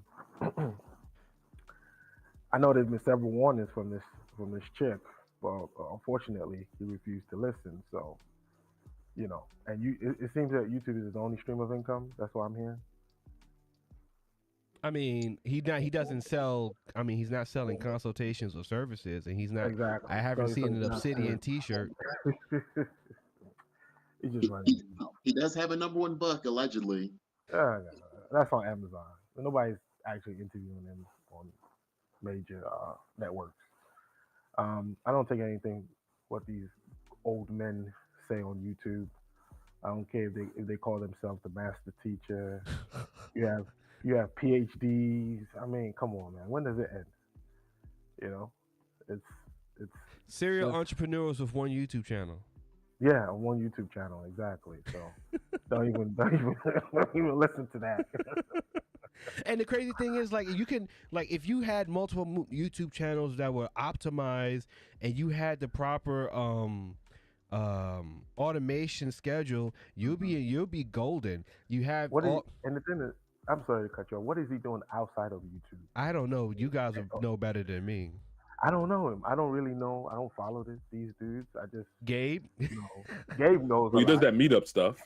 He does that meetup stuff. And the only reason why I know what he does is because he goes around channels I'm around and he tries to gloat about what he does. Now, so Gabe, let me ask you a question. Do you think this will affect their stupid ass meetup they're doing? I think so. Yeah, I think because I think one thing about it is that one thing that we know is that Obsidian's YouTube channel is the primary way that they've been advertising the meetup. Like, I don't see anybody else advertising that meetup anywhere else. And this is the confusing thing that I came back to with the whole Rumble thing, right? Is that your base is just on YouTube. It's not a mixture of anywhere else. It's simply YouTube. And all those people are gone, right? So there's people who may not even tune into every video. They may occasionally tune into your videos. They may not even realize that your channel is gone. Your channel is gone from existence. They won't even realize that your channel is deleted. You're trying to get those people who are only on YouTube to come follow you to Rumble. Nah. And the only way for them to come to Rumble is for them to know that you're on Rumble from YouTube, and you can't do that anymore. How people gonna find out that you're on Rumble now? And the thing is that does he have an email list? No, I don't think. No. I've never heard of him having a newsletter. It's feedback from Club Fortune. Yeah, it's all right. It's okay. Good. No, I was gonna say, like, and the thing about it is that Rumble is in no way going to proliferate your digital footprint as much as YouTube would. No, and YouTube. So, and again, like, Rumble, like, if you simply have content that cannot exist on YouTube, Rumble, BitChute, Odyssey, Locals, DLive, that's where you go. You happy, you sit in your, what you got set up, because you know that what you want to talk. Zero, all his channels, Zero, Obsidian's off of YouTube. He's done. All three of them. I don't know if you know, it was 3 channels. Now, he got a lot of, actually, I did some research. He got a lot of burner backup channels, but he's not going to be able to, it's over for him. But 3 of them got deleted by one Kimberly got Foster. deleted today. Yeah. There's another. I don't want to search on my YouTube, but there's another couple of other Obsidian channels that I found. He has a shit hits the fan one. He has a I found a couple of Obsidian channels when I was just researching. But yeah, if you got to do that, that's like Tommy level. Yeah, no, that is that's Tommy. like that is Tommy level. Without the same type of audience, because Tommy has a dedicated audience that'll find him anywhere. He could stream up with a black background, and people will still be in there listening. That's not Obsidian. I know you're familiar with Tommy. Every time Tommy starts a new YouTube channel, within 24 hours, it's gone. Knocked out. That's the same thing that's going to happen to Obsidian. And why do you, like, that's not even, like, that's stressful, B. Like, how do you want to, like, I couldn't like that. Don't even make any sense to operate like that at all. And you know, YouTube is the best. I don't care what anybody. Oh, says, okay. the best We segued from something, and I was trying to figure out what I was trying to get to. Okay, I remember now. Mm-hmm. So, yeah, you have all. If you just make controversial content, you go to Rumble. That's it. You go to Rumble, BitChute, Odyssey, and Locals, Patreon, OnlyFans, and you're fine with that because you know the content that you make won't be on YouTube, so you're not losing something that you were never going to get to begin with, right? So you're not under the scrutiny of the YouTube. Yeah. So we can say we can agree that's a fair point. That's a fair statement to make. Yes. Okay. Yes. And on top of that, go ahead. From what I've seen with certain YouTubers, I've seen some of them say, "Hey, I also make exclusive videos on Rumble." I know it may not be a big, heavy audience, but at least people who have dedicated audiences normally plug in, "Hey, I have a Rumble. Hey, I have a BitChute. Hey, I have a Locals," and they get to build their fan base from there. Right. But the last time that I've probably seen Obsidian, which was a very long time, he never really plugged that. No, because he didn't have a Rumble channel until now. This is Damage Control. Yeah. So right? Yeah. So yeah. And then, so I'm sorry. Go ahead, Gabe. I was gonna say this one point. Like, even it's so crazy because the gravitas of YouTube is just so evident that even very large content creators who get their channels demonetized but not deleted, they still remain on the YouTube platform in order to advertise. Steven Crowder. Steven Crowder, Fresh and Fit, Just Pearly Things. These are people who have 1 million plus subscribers who stay on YouTube even though they are not making any money from YouTube because they recognize the sales funnel, the funnel to their other platforms that YouTube can provide. Being completely X'd off of YouTube kills your opportunities to be successful on other platforms as well. Yep. Excellent point. And go ahead, Kay. Now I was gonna say, like some streamers now are sometimes what they do is they stream from Facebook and YouTube. I don't think he was even doing that. So he's on Facebook. He's on Facebook. Yeah, but not really. He don't stream up there or nothing. Yeah. But yeah. And there's nothing like YouTube. I'm telling you, like even with just a small subscriber, like even G Dizzle was doing a stream about it yesterday. With the small subscribers I have on my other channel, I have 151 subscribers, but because of the topics, people in my state are searching for how to start a group home, and that's what I'm putting out there on my channel, and I'm getting a lot of traffic to my website. Inquiries, yeah. Exactly, and it's only 151 subscribers, so I'm not even monetized on that channel. So YouTube is a great tool to make money, but unfortunately, I think some of these people use it for other things. To harass this young lady constantly. When does it end? When does it go from YouTube to the streets? And what I mean by the streets is to the real world. And this is what is happening because she was talking about she might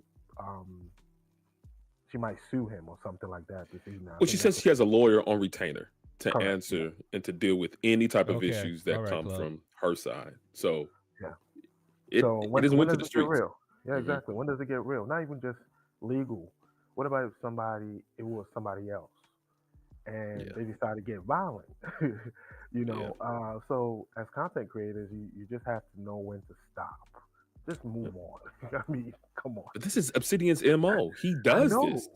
Like he's been doing this for years. So, and then the thing is this, right? So coming back to this thing with Obsidian, now for him, losing all of everything on YouTube, which my estimate's about 41,000, right? 34 from the main, about the 51 from the other channel.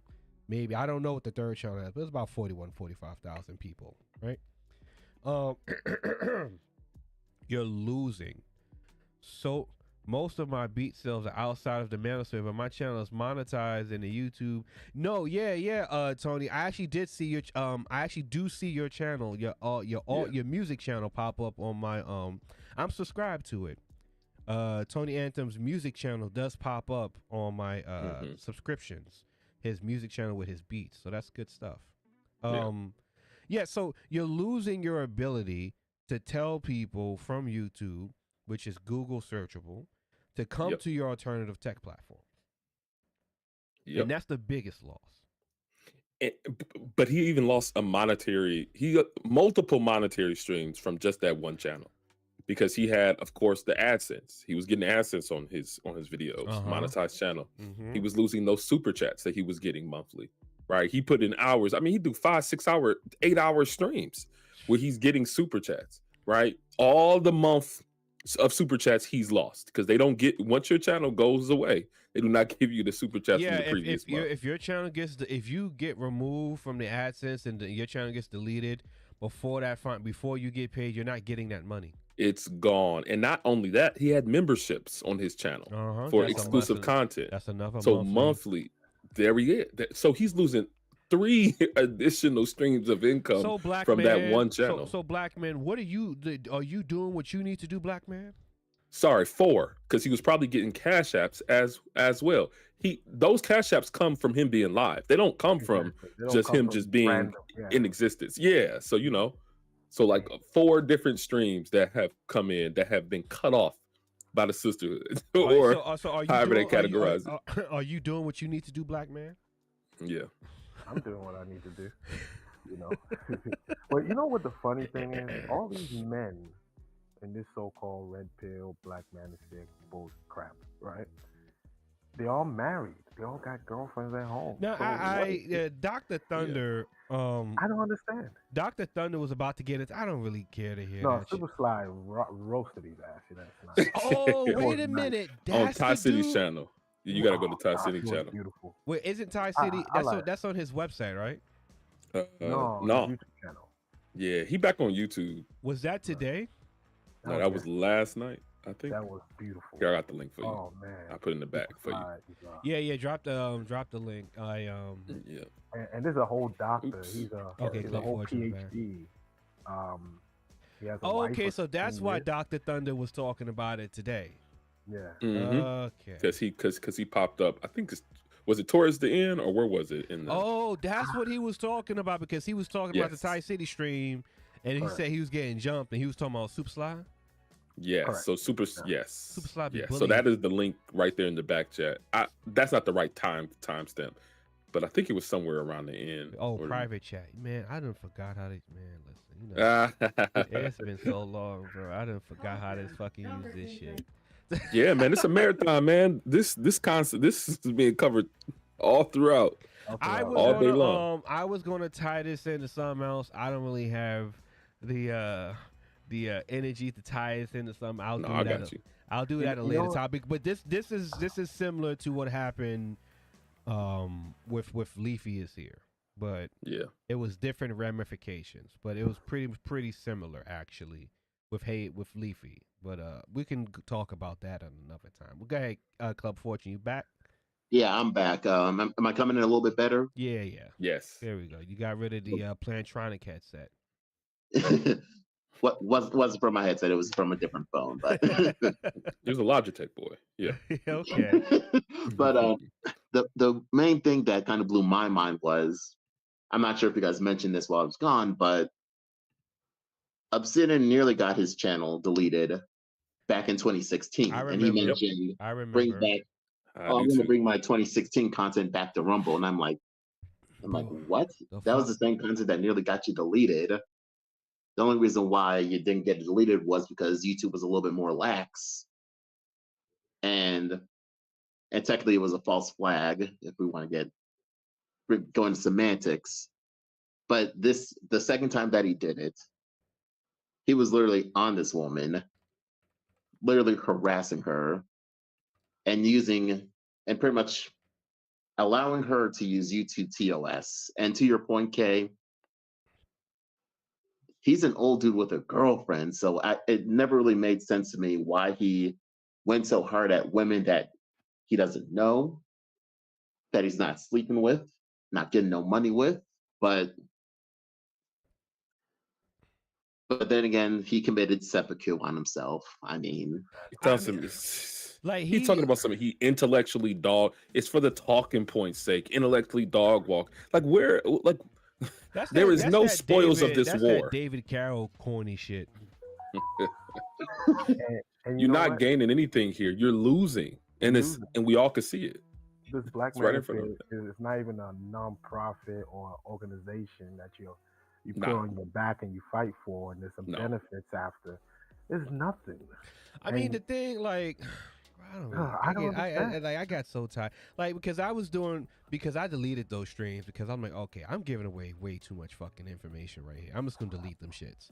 So I was doing streams. I would do streams on my channel, and I'm like researching the manosphere, and I'm researching Kevin Samuels, and I'm looking up the demographics, and I'm trying to see where the pings are coming from in the States, and I'm looking up shit, and I'm not getting back shit.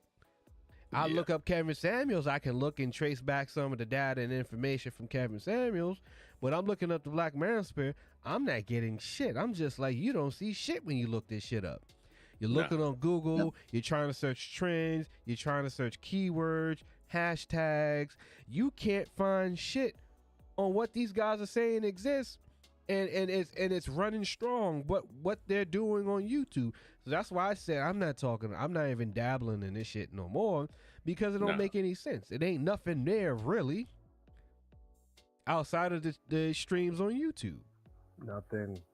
See, but then you have the BGS is saying that they're affecting policy. They're changing the laws based upon the stuff that they've been talking about on these panels. I'm like, nobody's listening to a midnight panel and getting advice on policy and government changes. They're not doing that. Bro, That's just not happening. If you wanted, you can have a political entertainment channel and grow it to a point where politicians have an interest in hearing what you have to say. But if you Joe don't, Rogan, ABL, Majority Report, Joe Rogan, Majority Report, Kyle Zelensky, the other liberals that I watch, the other conservative channels that I kind of like, The Hill, Breaking Points. Like, you can have a political entertainment type channel and you can gain a lot of political following, but you have to be invested in creating quality content. Being this shit right here, this StreamYard shit is for the clowns. Like, this is like, this is kiddie shit, right? Like, I mean, look at ABL, even on a somewhat of a smaller scale from what the previous people that you mentioned. ABL has over 1 million subscribers. Completely political, very focused. I mean, I don't agree with all the stuff that he be saying. He kind of a little wonky to me. Nah, ABL be turning on that coon engine. Yeah, it'd be hard. That shit ABL started with the didn't he start on the Rumble too? Wasn't he on the Rumble? Sunday Rumble? He was on the Rumble. Rumble. So. Yeah, he was on the Sunday Rumble. But he has a monetized like the Sunday Rumble. I thought you were talking about the Rumble platform, but he has a monetized. ABL was at that conservative coon summit with Candace Candace Owens and one of those white nationalist looking conservative cats. He was over there with them. Turning Point USA. Yeah, Turning Point USA. He went to the Turning Point USA convention. And they were all talking and getting their conservative talking points to come back and, blah, blah, blah, blah, blah. Like, I don't dislike the guy. I just didn't. No. He said one thing that I just I stopped fucking with him. It was when the Starbucks guys, remember the Starbucks, the two idiots? Oh, yeah. Yeah, it was the two guys. Yeah, the two guys in the Starbucks. And I'm like, yeah, they're stupid. That was dumb. But then he's leading with the conservative talking point, calling these guys thugs and gangsters. We out. No. They want to use the restroom. And that's the thing, right? Completely, he says some completely crazy, wonky stuff, but he's very consistent in his message. Yes. He's very invested in the platform. He stays within the YouTube guidelines. Yes. He makes sure that he milks the platform for whatever he can milk it for. He saw the shit that happened on election day. He didn't get in there talking about. He did not get into 17, that. Nah. Letter Q. Nope. He didn't get into. He could have. He could have. But he left it alone. But that's what I'm saying with these guys in this political shit, right? Like, you have to present something for people to have an interest in following you. You being on fucking StreamYard, waxing poetic, talking shit for 17 hours, and then on top of that, you got your shit deleted. So you got a congressman or a councilman or a councilwoman, like, they gonna look at you like, what the fuck is this shit? You got deleted for what? the harassment. They can't even find you digitally because you're not even linked into YouTube or the Google search algorithm, right? Like, Google search is the largest search. If you do a Google search right now on Obsidian, you'll find everyone talking about him. You'll not find a single thing about him though. That's it. And that is the worst thing. When you can't even be found by Google, you fucked up. You know what's funny? I see more celebrations than sympathy. Yeah. That's another thing about him. He's burned a lot of bridges. I over found the years. so many channels, a lot of fucking these boring fucking black YouTube channels. I'm sorry, I don't want to be that guy. It's like I'm at the point now. I got 2 minutes in me.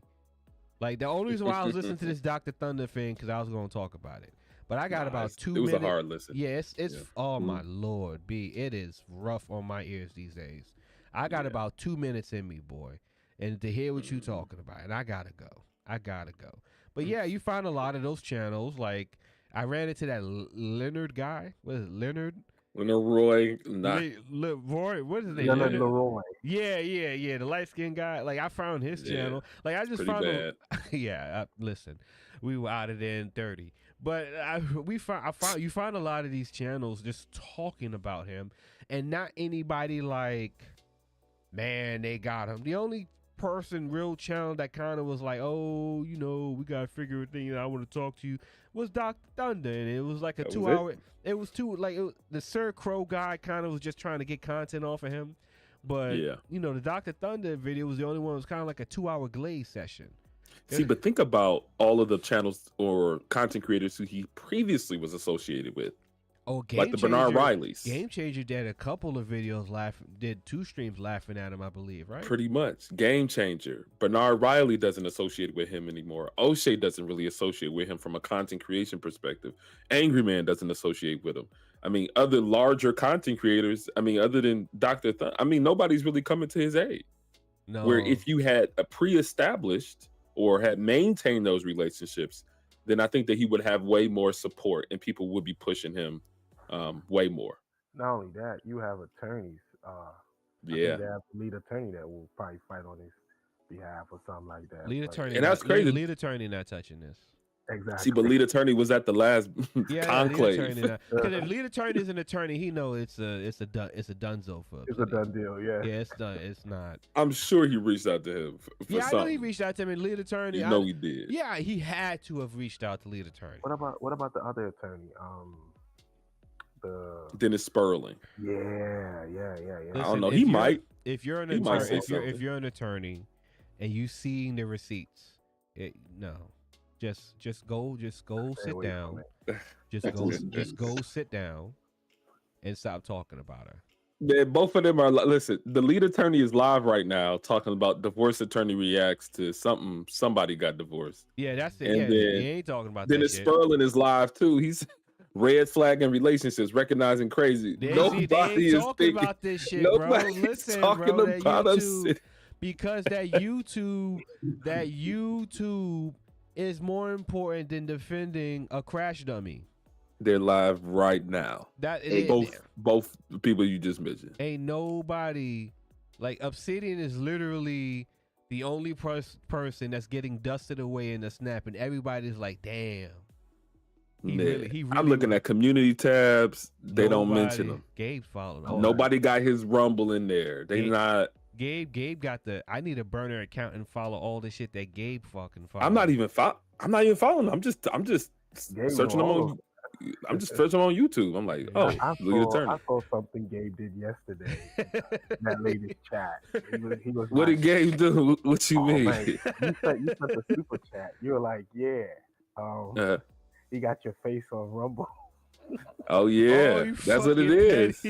Yeah, he got your face on there. Yeah. Shout out to Kimberly. No.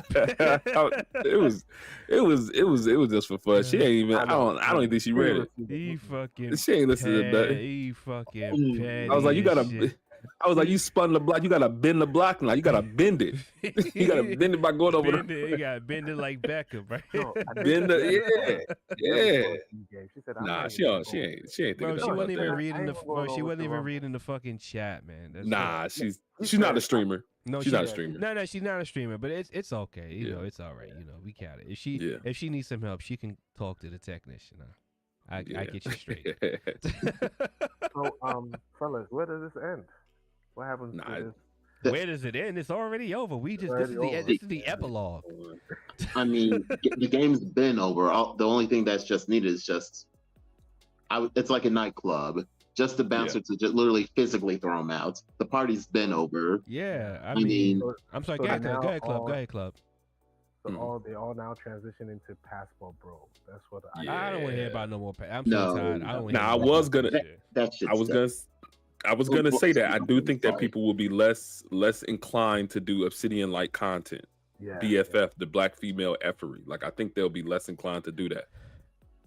I think they'll more be aligned with like the celebrity junk stuff than anything else to call out the bad behaviors of black women in comparison to going at people now. Gabe's trolling and walking the space down with logic is national treasure, protected at all costs. I'm chilling, man. I'm chilling. Yeah, you always talking that bullshit. I'm a connoisseur. Listen, I'm a connoisseur. I'm an effery connoisseur, man. Listen. I take the effery. I put it in the glass. I swirl it around. I smell it. I tip it. You put the effery in the glass neat. You put it in neat. Or you put an ice cube. You know what? Sometimes neat. I scratch my head and I wonder how does an intelligent tech guy all over this space. I've been here a long time, man. I've been here since I knew O'Shea. I met O'Shea on Facebook years ago, years ago. So I think I just kept up with it, man. I don't have this type of effery in my own life, so I'm like, man, this is. I feel like I'm seeing a different world. You know what I mean? It's like a whole different. I think you just have so much fun. Yeah, no, it is fun. Challenging these people. Yeah. Nah, I mean, like when I used to talk to people on panels, that fucking logic just is like, it's like you just crash all their code when you use logic. It's like the processors just fry up and shit. What's going on, Keep It Techie? The processors just fry up. And motherfuckers is just gone when you use logic. It's like the shit what Obsidian said with the YouTube and Rumble. It's like that doesn't make sense. No. Like from a strategic content strategy point, you just said you have an old YouTube channel with old videos. All of that stuff got deleted. You want your subscribers from the YouTube channel to come to Rumble, and you're taking all your old videos that those subscribers would have already seen on YouTube, and you're going to chop them up and bring them to Rumble, so you're not even bringing new content. What type of content Rumble. strategy is that? The fuck are you talking about, B? What is that? And I think it's also something for people who are newer or early in their content creation game, because I say that if you see what the Obsidians, the BGSs, all these guys do, if you do the exact opposite, you'll be successful here. You'll be successful on YouTube. So I think there are lessons. There are also lessons for those who want to be content creators. I think honestly, a good portion of the people that watch Obsidian aren't even serious in the content that they even make. So it's kind of wasted, right? Like you're like majority of the people that watch Obsidian, their idea of content is simply just using StreamYard and inviting people onto a panel. Yeah. And that's literally it, right? And again, I'm not being an elitist. I'm not, right? I'm not. But there's levels to the shit, right? There's levels to the shit. Like you can get your wheels greased doing StreamYard, but then you're gonna have to step it up to OBS or Ecamm or just record your videos at some point. Yeah. At some point. Because I think that these panels are an opportunity for content creators to connect directly with their audiences, right? They can get real-time questions answered. You can be able to engage, really understand what people are going through, and maybe get content ideas or something. It's not really, this isn't how you build stuff. Like pre-records are, I don't know, for my tech channel at least, pre-records are it. That is my major thing. No, like there's several strategies, but it's not going to be with just simply doing panels and just using Nah. StreamYard to do it. It's not like, and Nah. at the end, it's just simply holding the person back that's engaging in this content, right? Like, and then it's like giving a voice to avatars who provide, and that's the problem with the panels, right? And that's kind of what Obsidian is, right? Obsidian just has done panels, and he's just communicating with avatars, and you're talking to people who have no investment in the platform outside of just pulling up to your channel. And I've said this multiple times. You're doing things to jeopardize your channel. What happens when your channel gets deleted? What do those avatars have to say for you? Damn, you got deleted. Oh man, that's crazy. That's crazy. Hold on, wait, Why they do that? And that's wild. That's Feminism. crazy. That's wild. The gynocracy wins. Damn, the gynocracy got you. That's Real crazy. folks won. Damn, the feminists did that, yo. The gynocracy, they call white. He'll be daddy. back. He'll be back. That will be back, man. Don't worry about it. All these men are gonna get old one day. They're gonna end up in a nursing home. It's gonna be the same CNA. And then you gonna house them, right? Okay, you gonna house them. They gonna talk to K. They gonna talk to K. They gonna be like, oh god, I'm like, all these CNAs, you know, all these women. Those are the ones they're gonna care for them. It'll be black CNAs too. Exactly. Black CNAs with weaves. Exactly. And baby hairs and long black eyelash and colorful weaves and neck tattoos and long septum rings. They gonna yeah like that. We ain't gonna give them no more advice. Let them keep running. No, I'm not like I wouldn't give any of these people any advice. I think, you know, Darwinism is gonna work its way out. They're gonna find their way out off the platform like Obsidian. And I'm not like gloating about it. It's like, but B, like, you know, it's kind of over. It's like it's not a comeback story for you. Shout out, you know, rest in peace to Carl Weathers. This isn't, you know, a comeback fight for you. Like it's you know, it's a one-hitter quitter. You get knocked off of YouTube with something like that, you're not coming back. It's not. It's over. Now I do think that it does create a bit of a gap in content. Oh, please, like who? Please don't start this. Please don't start. Maybe not a gap in content, but maybe a room for different type of content to take, I guess, precedence in the space. From the backlash. So the productivity stuff maybe will get more attention now, maybe. Because Obsidian was sucking in a good degree of folk. Now they looking for content. Sorry, go ahead. No. From the backlash of Obsidian getting sniped, what's going to happen is that what happened instantly, actually. I mean, these guys are some of the scariest motherfuckers I've ever seen. Even conservative channels don't flinch like these niggas. But what happened is that guys immediately realized, oh, shit. Yeah. And they started sniping videos from their channel. It's going to lead to dudes like making different content.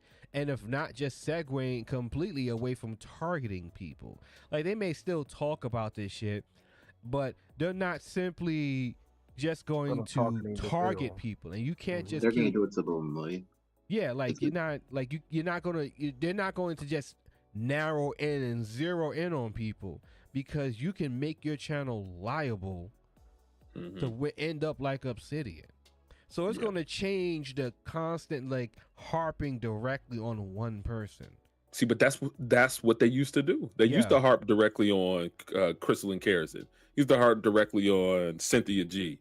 Used to harp directly on all these other women, right? Yeah. And to the point where now it's Jones, like it's right? Feminista Jones. Yeah. What's the other where one? Now what's the one that faked the death? Sansa Ray. Yeah. I mean, even at a point, it was a Jessica X focus, right? It was a focus in on Jessica X. Like that's not the content strategy. That Jessica X shit was funny. It was literally two avatars arguing with each other. That was the funniest shit ever. One was a fake avatar and one was a real avatar. That was the funniest shit ever. When I saw the Photoshop on one of her pictures on her avatars, I was like, I'm done. Y'all can keep arguing. We out of there. I seen the Photoshop. I'm like, okay, I'm out of there. Y'all have fun with that. But to your point, people not gonna be focusing on one person and going after somebody and this witch hunt.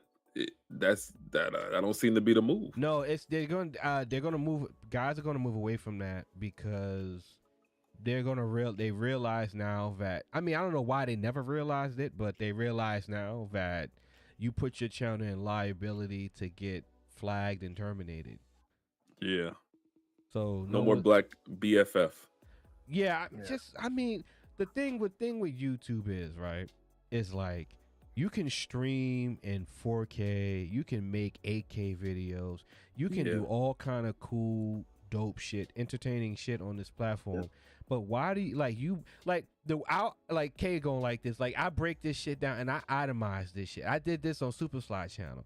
I said you got a $4,000 computer, a $400 mixer, a $200 monitor, a $1,500 camera with a $400 lens and a $400 microphone and a $100 boom arm on a $250 desk with $300 speakers, and you gonna spend all that money and talk about this bullshit? Yeah.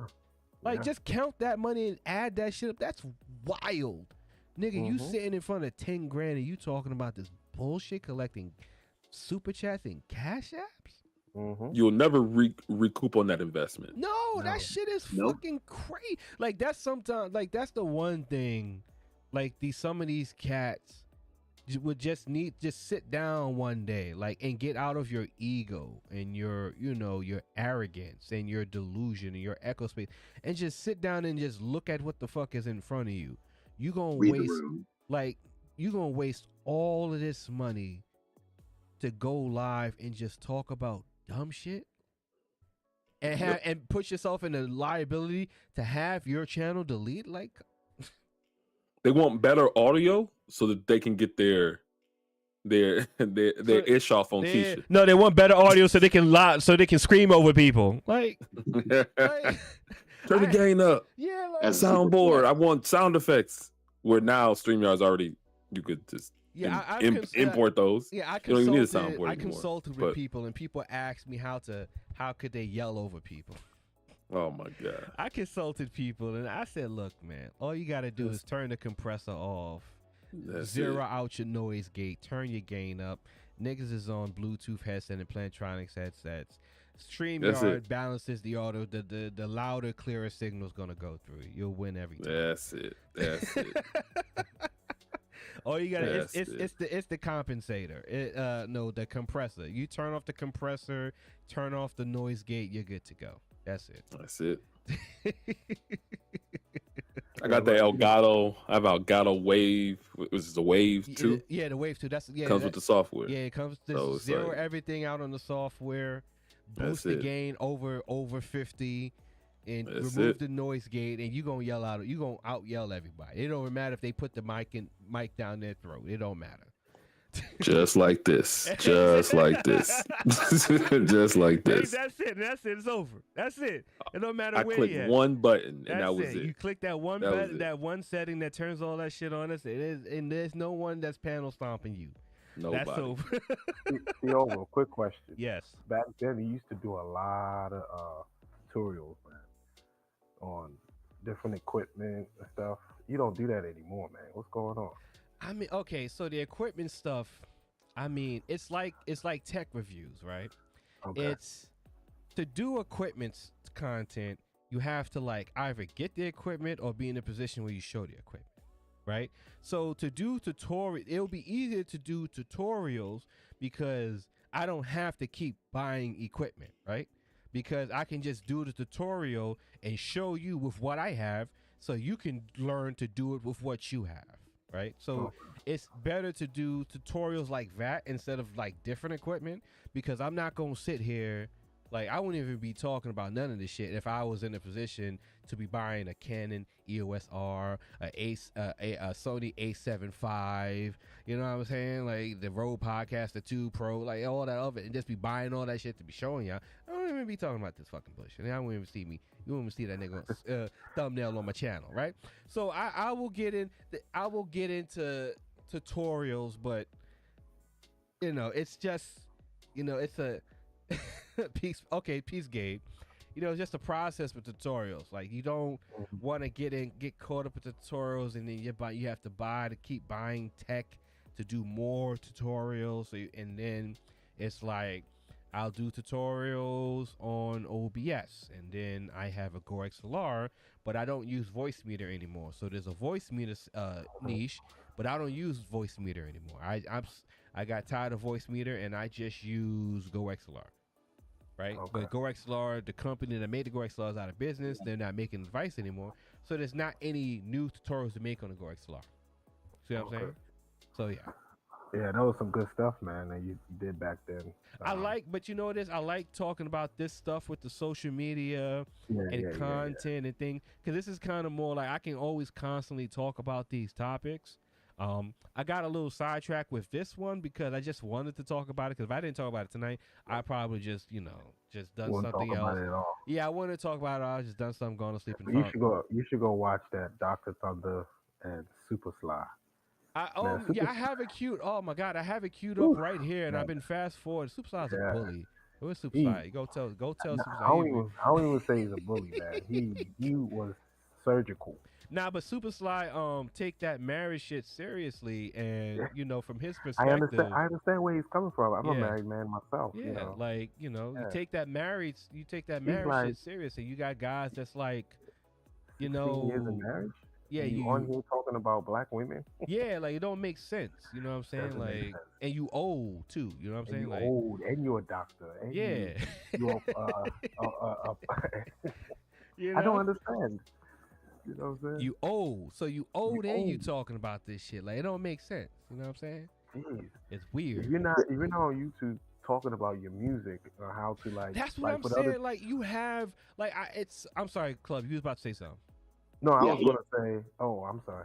Oh no, I'm sorry. Okay, go ahead. Didn't mean to interrupt. I was gonna say 2 days ago I was looking for a video like how to play a keyboard for my daughter. I just we bought a keyboard for her to play. So I was looking on YouTube on how to get the chords and stuff so she can learn.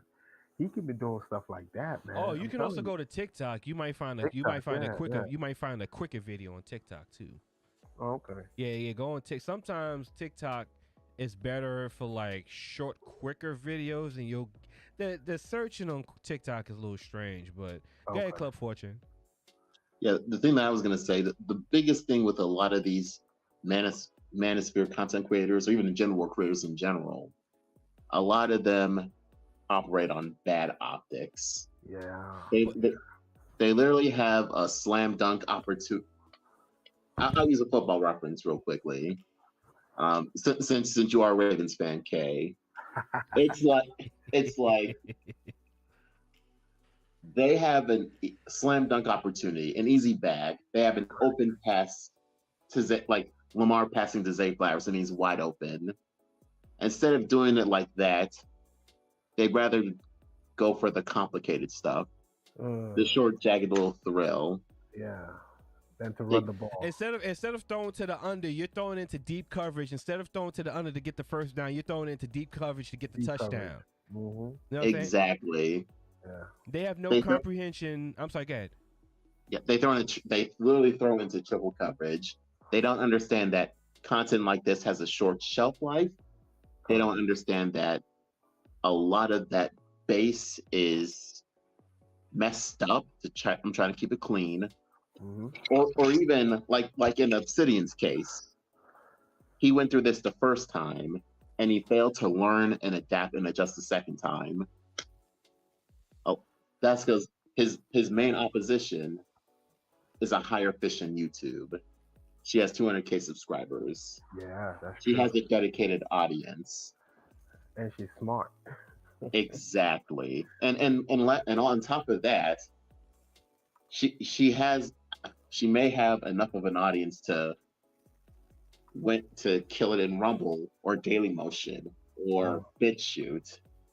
But the problem is a lot of these old dudes just are optical failures on YouTube. And this is going to be a bit harsh, but also real life. But yeah. That's it right there. That's it right there. That's enough. Get to the. You're gonna have to get to the. Hold on, we got who. Get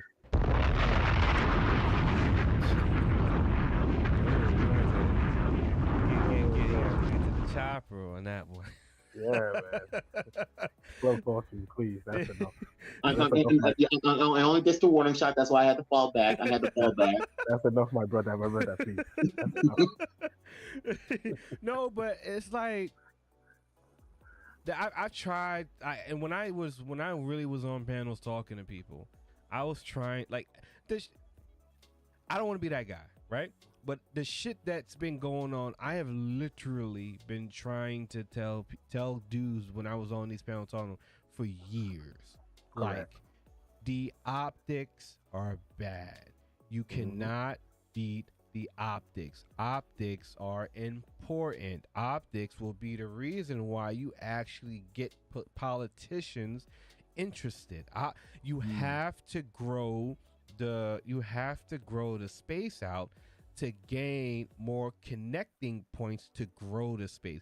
You saw the stream where I pulled up the neural diagram of the manosphere space and how it branches off into different subgenres of manosphere space. So imagine that neural diagram as the black manosphere, right?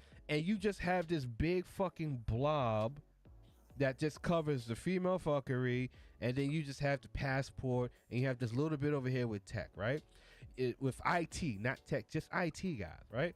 And the problem is that you don't have more connecting points to gain different people into your ideology and into your space. You just have these people over here and that fuckery stuff.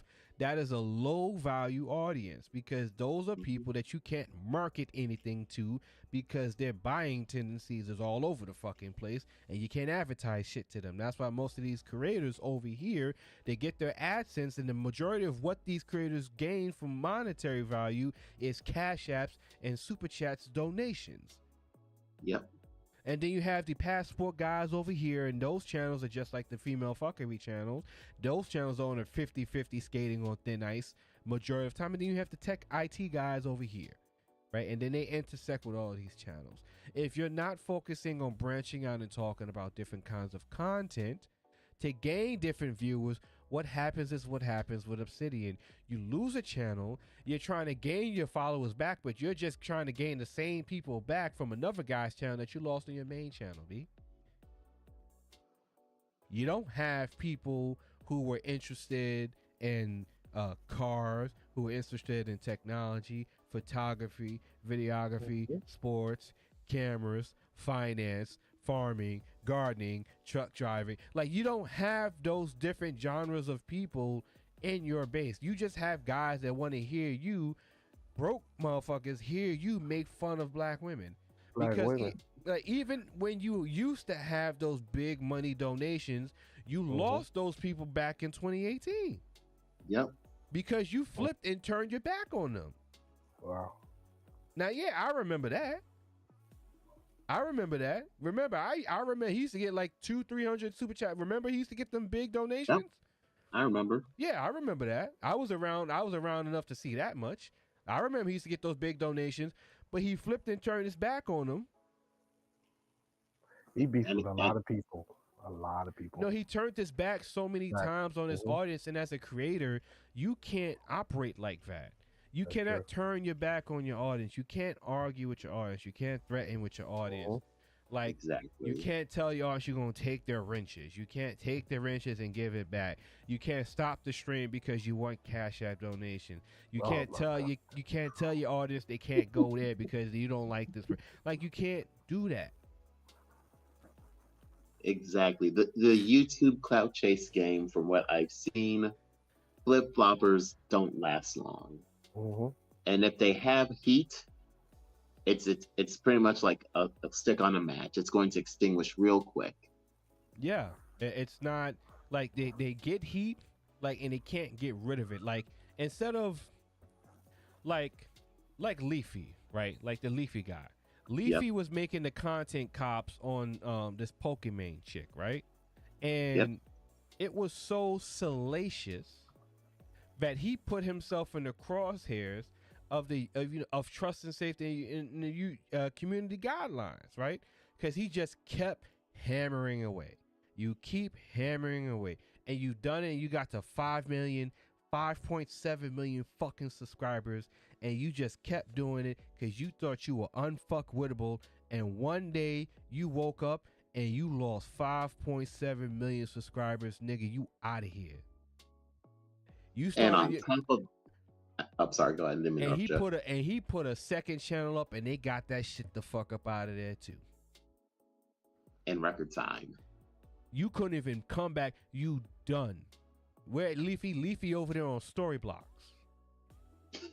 You know what Storyblocks is? Nope. Storyblocks is a platform, a video Storyfire, some shit. What is it? I think it's called Storyblocks, right? No, it's not Storyblocks. It's Storyfire. Bro, I can't remember what the fuck this It's a platform that Leafy's on. That's made by a content creator. Hold on. Let's just find. Hold on. Where is Leafy? Hey, where is Leafy? Let me find out. Because it's a platform that a content creator made that Leafy went to, and that's where he at. He not nowhere near YouTube ever again. That's it. Yep, he pretty much went from the top of the Premier League to pretty much playing in the Indonesian league. Ooh. That's the perfect analogy, and that's where Obsidian's going to be too. Yeah, I mean it's over. Like it's people think I hope it's great. You'll be back. He ain't no back. Nope. Ain't no coming back. We're not. I'm not saying this to gloat about the shit. I'm just being like if I was his social media manager or consultant, like, and that's the problem with these old guys, right? No, not these old guys. That's the problem with these guys that follow that space and that make that content. They don't have competent people in their circle to say things that simply make sense. Exactly. They just have people that, like that letter that he wrote to Reg, right? You have people that just co-sign shit. They don't have people that'll tell you, hey, this is stupid, right? Now, I got people that'll tell me, I'll say something, hey, that's kind of stupid. Like, yeah, I don't know about that, Ciova. Like, really? Yeah, I don't know about that. Like, you don't need many people. You just need at least one person to tell you that the shit that you saying is I don't know about that one. You know what I'm saying? So, yeah. Like, if I was in his group or if I was his social media person, I would just sit him down. Just like this, after this situation, I'm like Obsidian, look here, man. You fucked up. You down bad. But you can recover from this. You down bad right now, but you can recover from this. The first thing you need to do is take your hands, wash your hands, dry your hands, and leave all of this Black Manosphere shit alone, because that's done. That's donezo for you. See over. Yeah. What about his woman? The closest thing to him. Listen. Unless goofy men. Yeah. Let me say something. These goofy YouTube men have women that sit there and do the goofy shit with them because those women are goofy just like them. That's right. Okay. Bingo. Oh, man. What else do you want me to say? Obviously, she's goofy like him because she's in the stupid shit with him.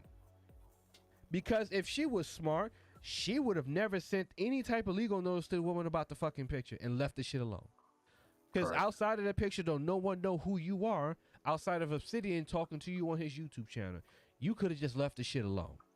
And to even add to that, she would have even told him, "Hey, don't be arguing with a woman. Don't start this arguing with a woman, or tell him to pivot." She could even told him that. That's what I'm saying. Like, she's not a sensible woman because she would have just simply told him to leave her alone. You made your content. She's doing her thing. She's doing her thing. She's pretty much telling you to leave her alone. Time to move on. Time to move on. It's time to move on, right? But he don't got any competent people in his circle to tell him that. And the people he do, they just sit there and they glaze him up and down. Cause I'm gonna keep saying it because that's what the fuck it is. They just be glazing up and down, and no one's saying any sensible shit. True. I mean, the manosphere is technically has primarily been built on yes men and sack writers, pretty much. Oh my god! I mean, like, you got more writers than Red Dead Redemption. more writers than a Fast and Furious movie, literally. Hell yeah. It's like, we gonna do it for family or what? Like these niggas, man. And I'm just watching the content. I'm just like, yo, none of y'all gonna tell them this shit sounds stupid. None of y'all gonna say this shit sound dumb. No one's gonna say that. But that's because you surrounding yourself. That's why content creators cannot surround themselves with avatars that don't make content. Because, like, you're going to have people that tell you to do things that is not in your best interest of someone who makes content.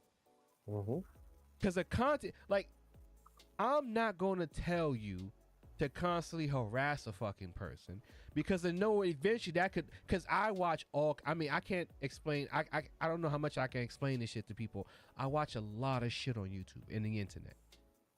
I'm in very different spaces all over the fucking platform, in different spots of social media, including Rumble. I see a lot of shit, but I learn a lot of things from these people.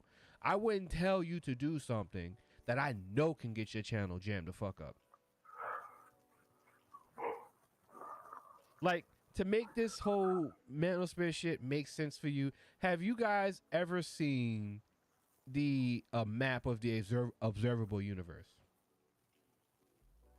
I have not.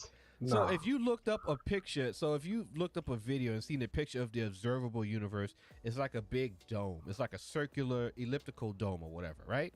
So our telescopes can only see to a certain extent in the universe, and that is called the observable universe, and we cannot see outside of that, regardless of how big I can, because of heat, red degradation or whatever. We can't see past that point, right? But in our observable universe, there are just these fucking insurmountable voids and expansions of galaxies and shit. It's vast, and there's no comprehensible way to measure that amount of space in between these things. And when you narrow down to our solar system, we have our planets and our moon. This conversation and this situation is just on planet Earth.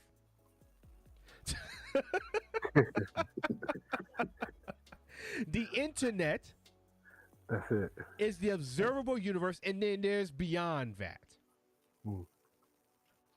So just to put that in perspective of this situation and this conversation as a whole, right? There's people on the opposite side of the universe who, if I would tell them this shit, them like Obsidian sounds crazy, the Kim Foster woman sounds crazy, the Dr. Thunder dude sounds crazy. All these people that listen to this shit sound crazy.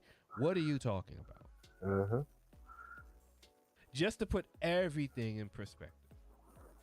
Nobody in the outside world know who they are. No one, like that woman, Kim has 200,000 subscribers, and there's people who don't even know who the fuck she is. Yep. And So funny enough, I'm sorry. You know, no, go ahead, Club. Oh, I'm sorry. No, what I was just gonna say was, funny enough, I literally didn't even know who this woman was until I literally found out about this Obsidian situation. No, I didn't know about her until Superslide did the video. I didn't know who she was. I heard that because I hear her for Harriet. I'm like, okay, whatever. I don't know what the fuck that is. Because I've heard the For Harriet thing, but I didn't care. Like, whatever. Like, I didn't think of looking into the shit. I didn't know who this woman is until this week. But that's just to tell you, like, he's been talking about her. People talk about him, but I didn't even know who the woman was. That shows you how vast this shit could be. You see what I'm saying? And even using that whole observable universe reference, you are your own observable universe. So there is a collection of shit that you have experienced on opposite spectrums of the internet that I haven't. You see what I'm saying? And we just happen to intersect right here on this little blue dot. So imagine you trying to explain this shit to someone else. They don't look at you like you fucking crazy. Like, what? Huh? What do you talk? What? The man on what? Pink pill? What the fuck is a pink pill? Huh? The patriarchy? Well, the patriarchy is a universal thing. I talk to women that be trying to talk to me about the patriarchy all the time. I done told women now I don't want to hear about no fucking patriarchy. But anyway, you know what I'm saying? So, like, the shit's over with, with old boy. I mean, I hope he finds some smaller channels so that they can, have the sack riding fest, and hope he gets his Rumble subscribers up. I mean, I wish him the best. I hope for him, to achieve all the things that he think he gonna achieve on Rumble. Hopefully he watches his mouth over there because they have rules over there too. Exactly. They got All the platforms aren't free. Yeah, they got rules on Rumble, my guy. Your ass can get clipped on Rumble too. Exactly. I've seen people lose their Rumble channels thinking that it was a free fall, like it was BitChute. BitChute's different. That's why the banks took their money. BitChute's different. That's why the bank took their money. The fucking BitChute. Oh yeah, Leafy's on Rumble. Leafy's on Rumble. Hold on, Leafy got 30. Man, I know that's painful, B. His last video was like, Leafy's on Rumble and he has 39,000 followers. That's oof. Jeez. Oof. Man. Coming from 5.7 to landing on 3.9. 3,900. Oh my God. Bro, that is painful, B. I dropped the bag. And but that goes to show you this dude was one of the most popular YouTubers on fucking YouTube. Like one of the popular OG YouTubers on fucking YouTube. And he's on fucking Rumble slumming it with Obsidian.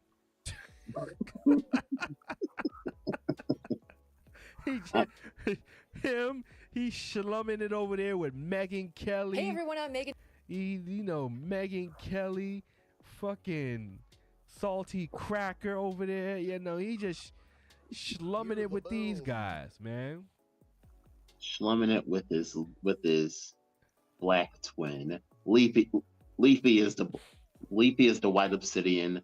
Obsidian is the black Leafy. Minus the viewers, minus the success, but yeah, they're literally the same because a lot of people came to smoke that Obsidian pack. But let's be honest.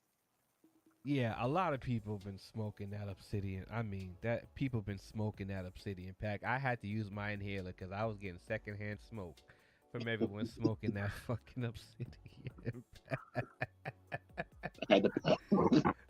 All right, fellas.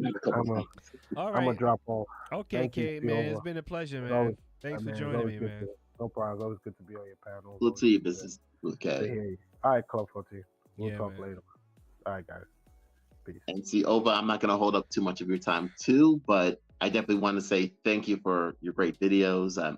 That those Manosphere streams, if only those dudes listen, you were literally warning them, giving them the whole game. But I mean, we just getting into February, and I have yet to address the community update of YouTube warning about dramatic events in February. I haven't even talked about that yet.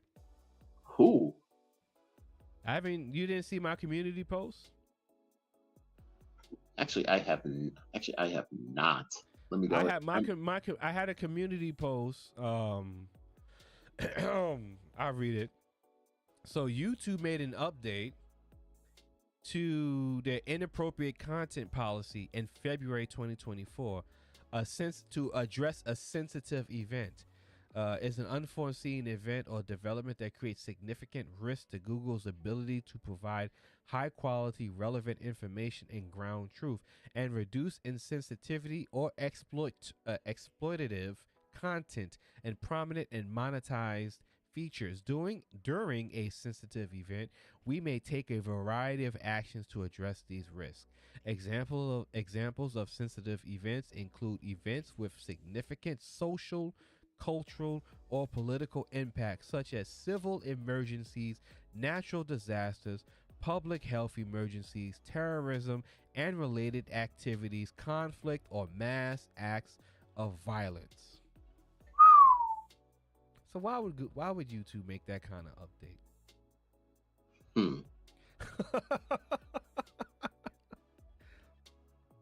It's February. It's February 3rd.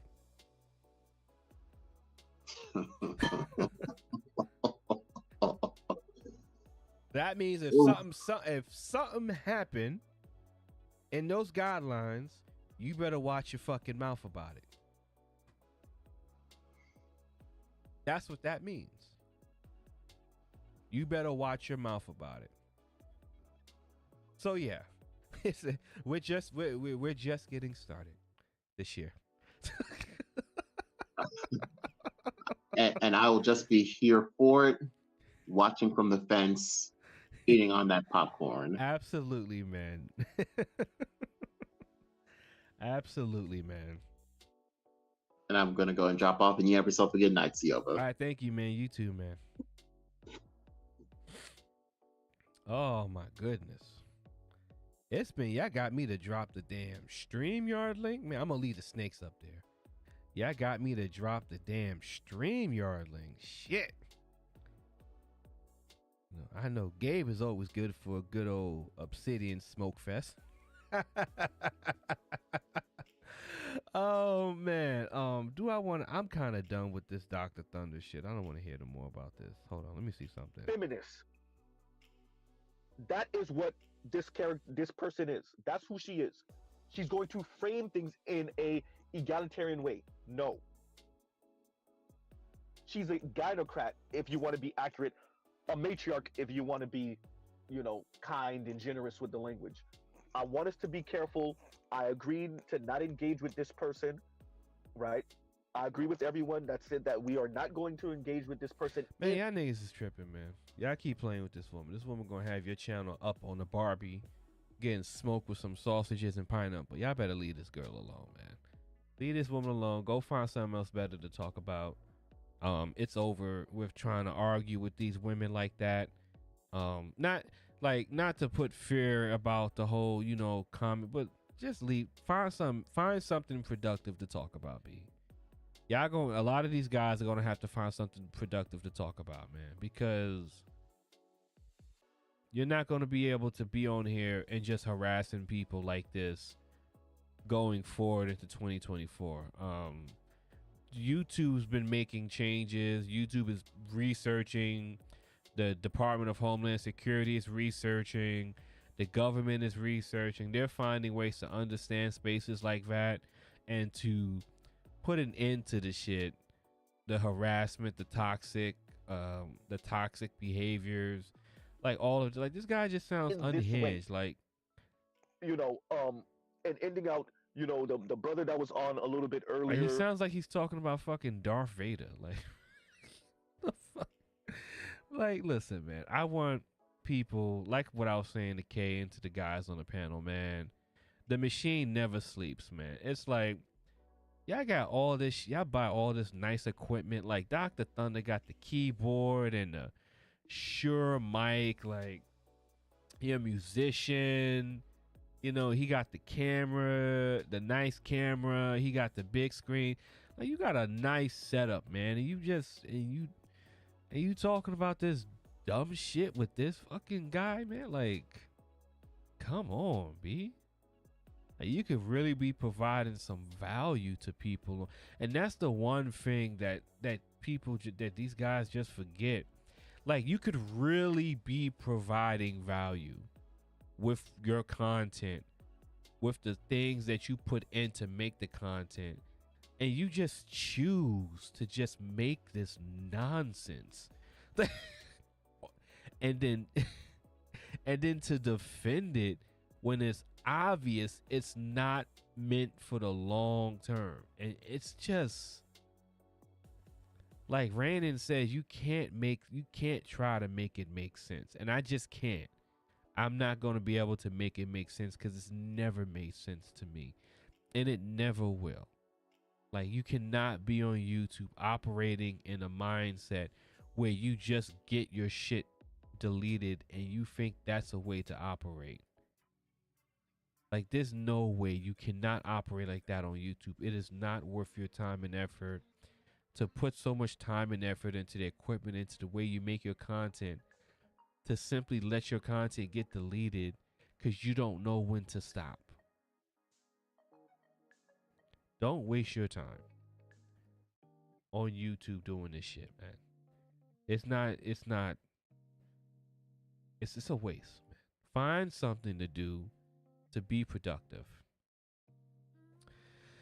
Anyway, man, I'm glad I got on. You know, shout out, appreciate the guys for coming on to the panel. I know I haven't done a panel in a long time. I would have done, you know, I would have turned the camera on. Not feeling well, so I don't feel like being on camera. But I do want to tie this one in with Leafy, because it's. Oh wait, I do want to tie this in with Leafy so you can understand. I want to get the point across with people to understand where the line should be drawn when it comes to commentary, right? You can commentary, you can critique people, you can kind of make fun of them a little bit, you can razz them up a little bit, man. Like, you can do that, but you have to be able to draw the line. There is a line to be drawn when you're doing that kind of content on people. And these guys need, like, this black sector shit, like, they need to understand that there is a line. And if you're operating on YouTube and you're making money on YouTube and you're trying to be a full-time YouTuber and you're making content like this, you have to understand that there is a line. And you do not cross that line. Because you cross that line, you jeopardize your time, you jeopardize your content.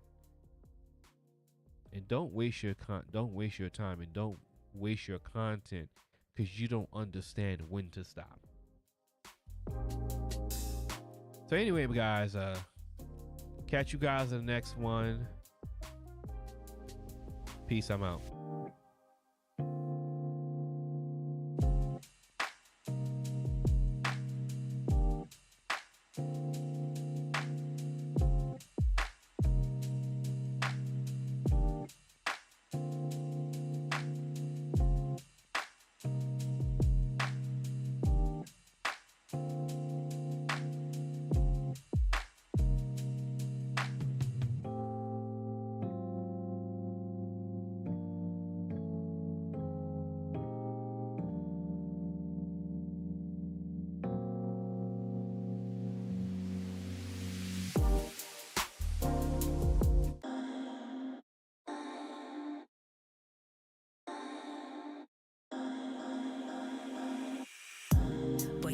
From the start, by the way you stared, the way you wrote up on me, yeah. Man, I felt your energy. Wasn't used to being loved and treated differently, yeah. But something went wrong, the signals got crossed, and now we're on completely different pages. Let's go where we were, where no one gets hurt. Baby, keep it right there, don't you stress the flow. You're trying to pick the pace up, we should take it slow. Baby, keep your focus, don't you make me change my mind. If you love me, baby, don't you switch up the vibe. Baby, don't you, baby, don't you, baby, don't you switch up the vibe. Baby, don't you, baby, don't you, baby, don't you switch up the vibe. Boy, you take me on a trip, always up and down and back and forth in merry-go-round. I just wanna get it right, but when you go left, I'm stuck here feeling left behind. Cause something went wrong, the signals got crossed, and now we're going different directions. Let's go where we were, when no one gets hurt. Baby, keep it right there, don't you stress the flow. You're trying to pick the pace up, we should take it slow. Baby, keep your focus, don't you make me change my mind. If you love me, baby, don't you switch up the vibe. Baby, don't you, baby, don't you, baby, don't you switch up the vibe. Baby, don't you, baby, don't you, baby, don't you switch up the vibe. If you love me just like you say you do, don't kill the good vibes. If you kill him, you're gonna kill us too. Baby, keep it right there, don't you stress the flow. You're trying to pick the pace up, we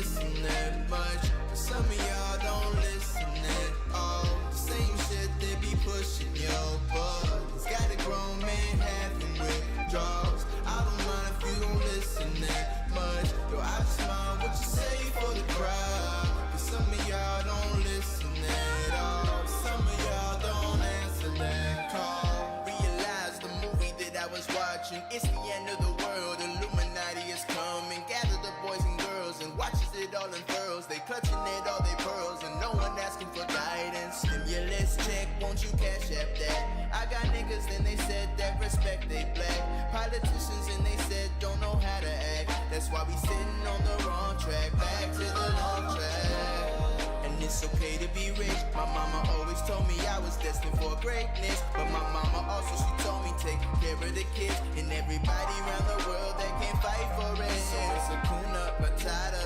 beast on the water, pray to provider. Please don't divide us. Keep that and try to face your intruder to be someone brighter. Yeah, all in mind if you don't listen that much. But some of y'all don't listen at all. Same shit they be pushing your buttons. Got a grown man having withdrawals. I don't mind if you don't listen that much. Yo, I just mind what you say for the crowd. Cause some of y'all don't listen at all. Some of y'all don't answer that call.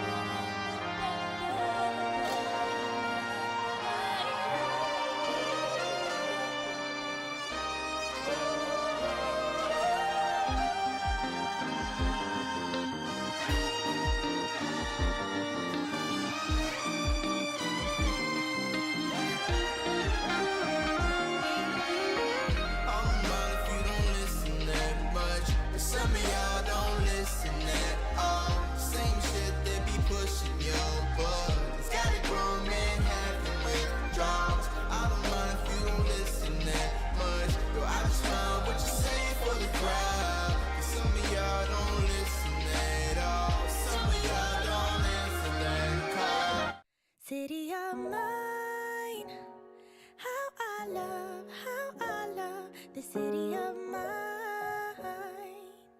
It never gets me down. City of mine, how I love the city of mine. It never gets me down, yeah.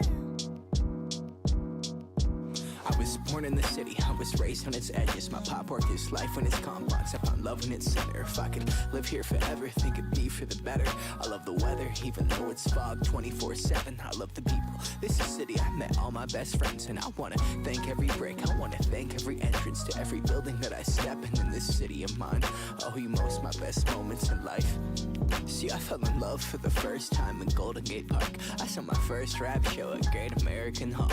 I used to beg my homies for a ride across the bridge to goof off and spend the whole damn day doing whatever we want. Keith drove us down to Ike's place while we roll up a blunt. And me and Jack would get stoney, walk around and get lost. Don't think I'll ever truly pay back all I was lucky to get just by walking through the city. No, I'm a small part of this. City of mine, how I love this city of mine. It never gets me down. City of mine, how I love this city of mine. It never gets me down. I never really had a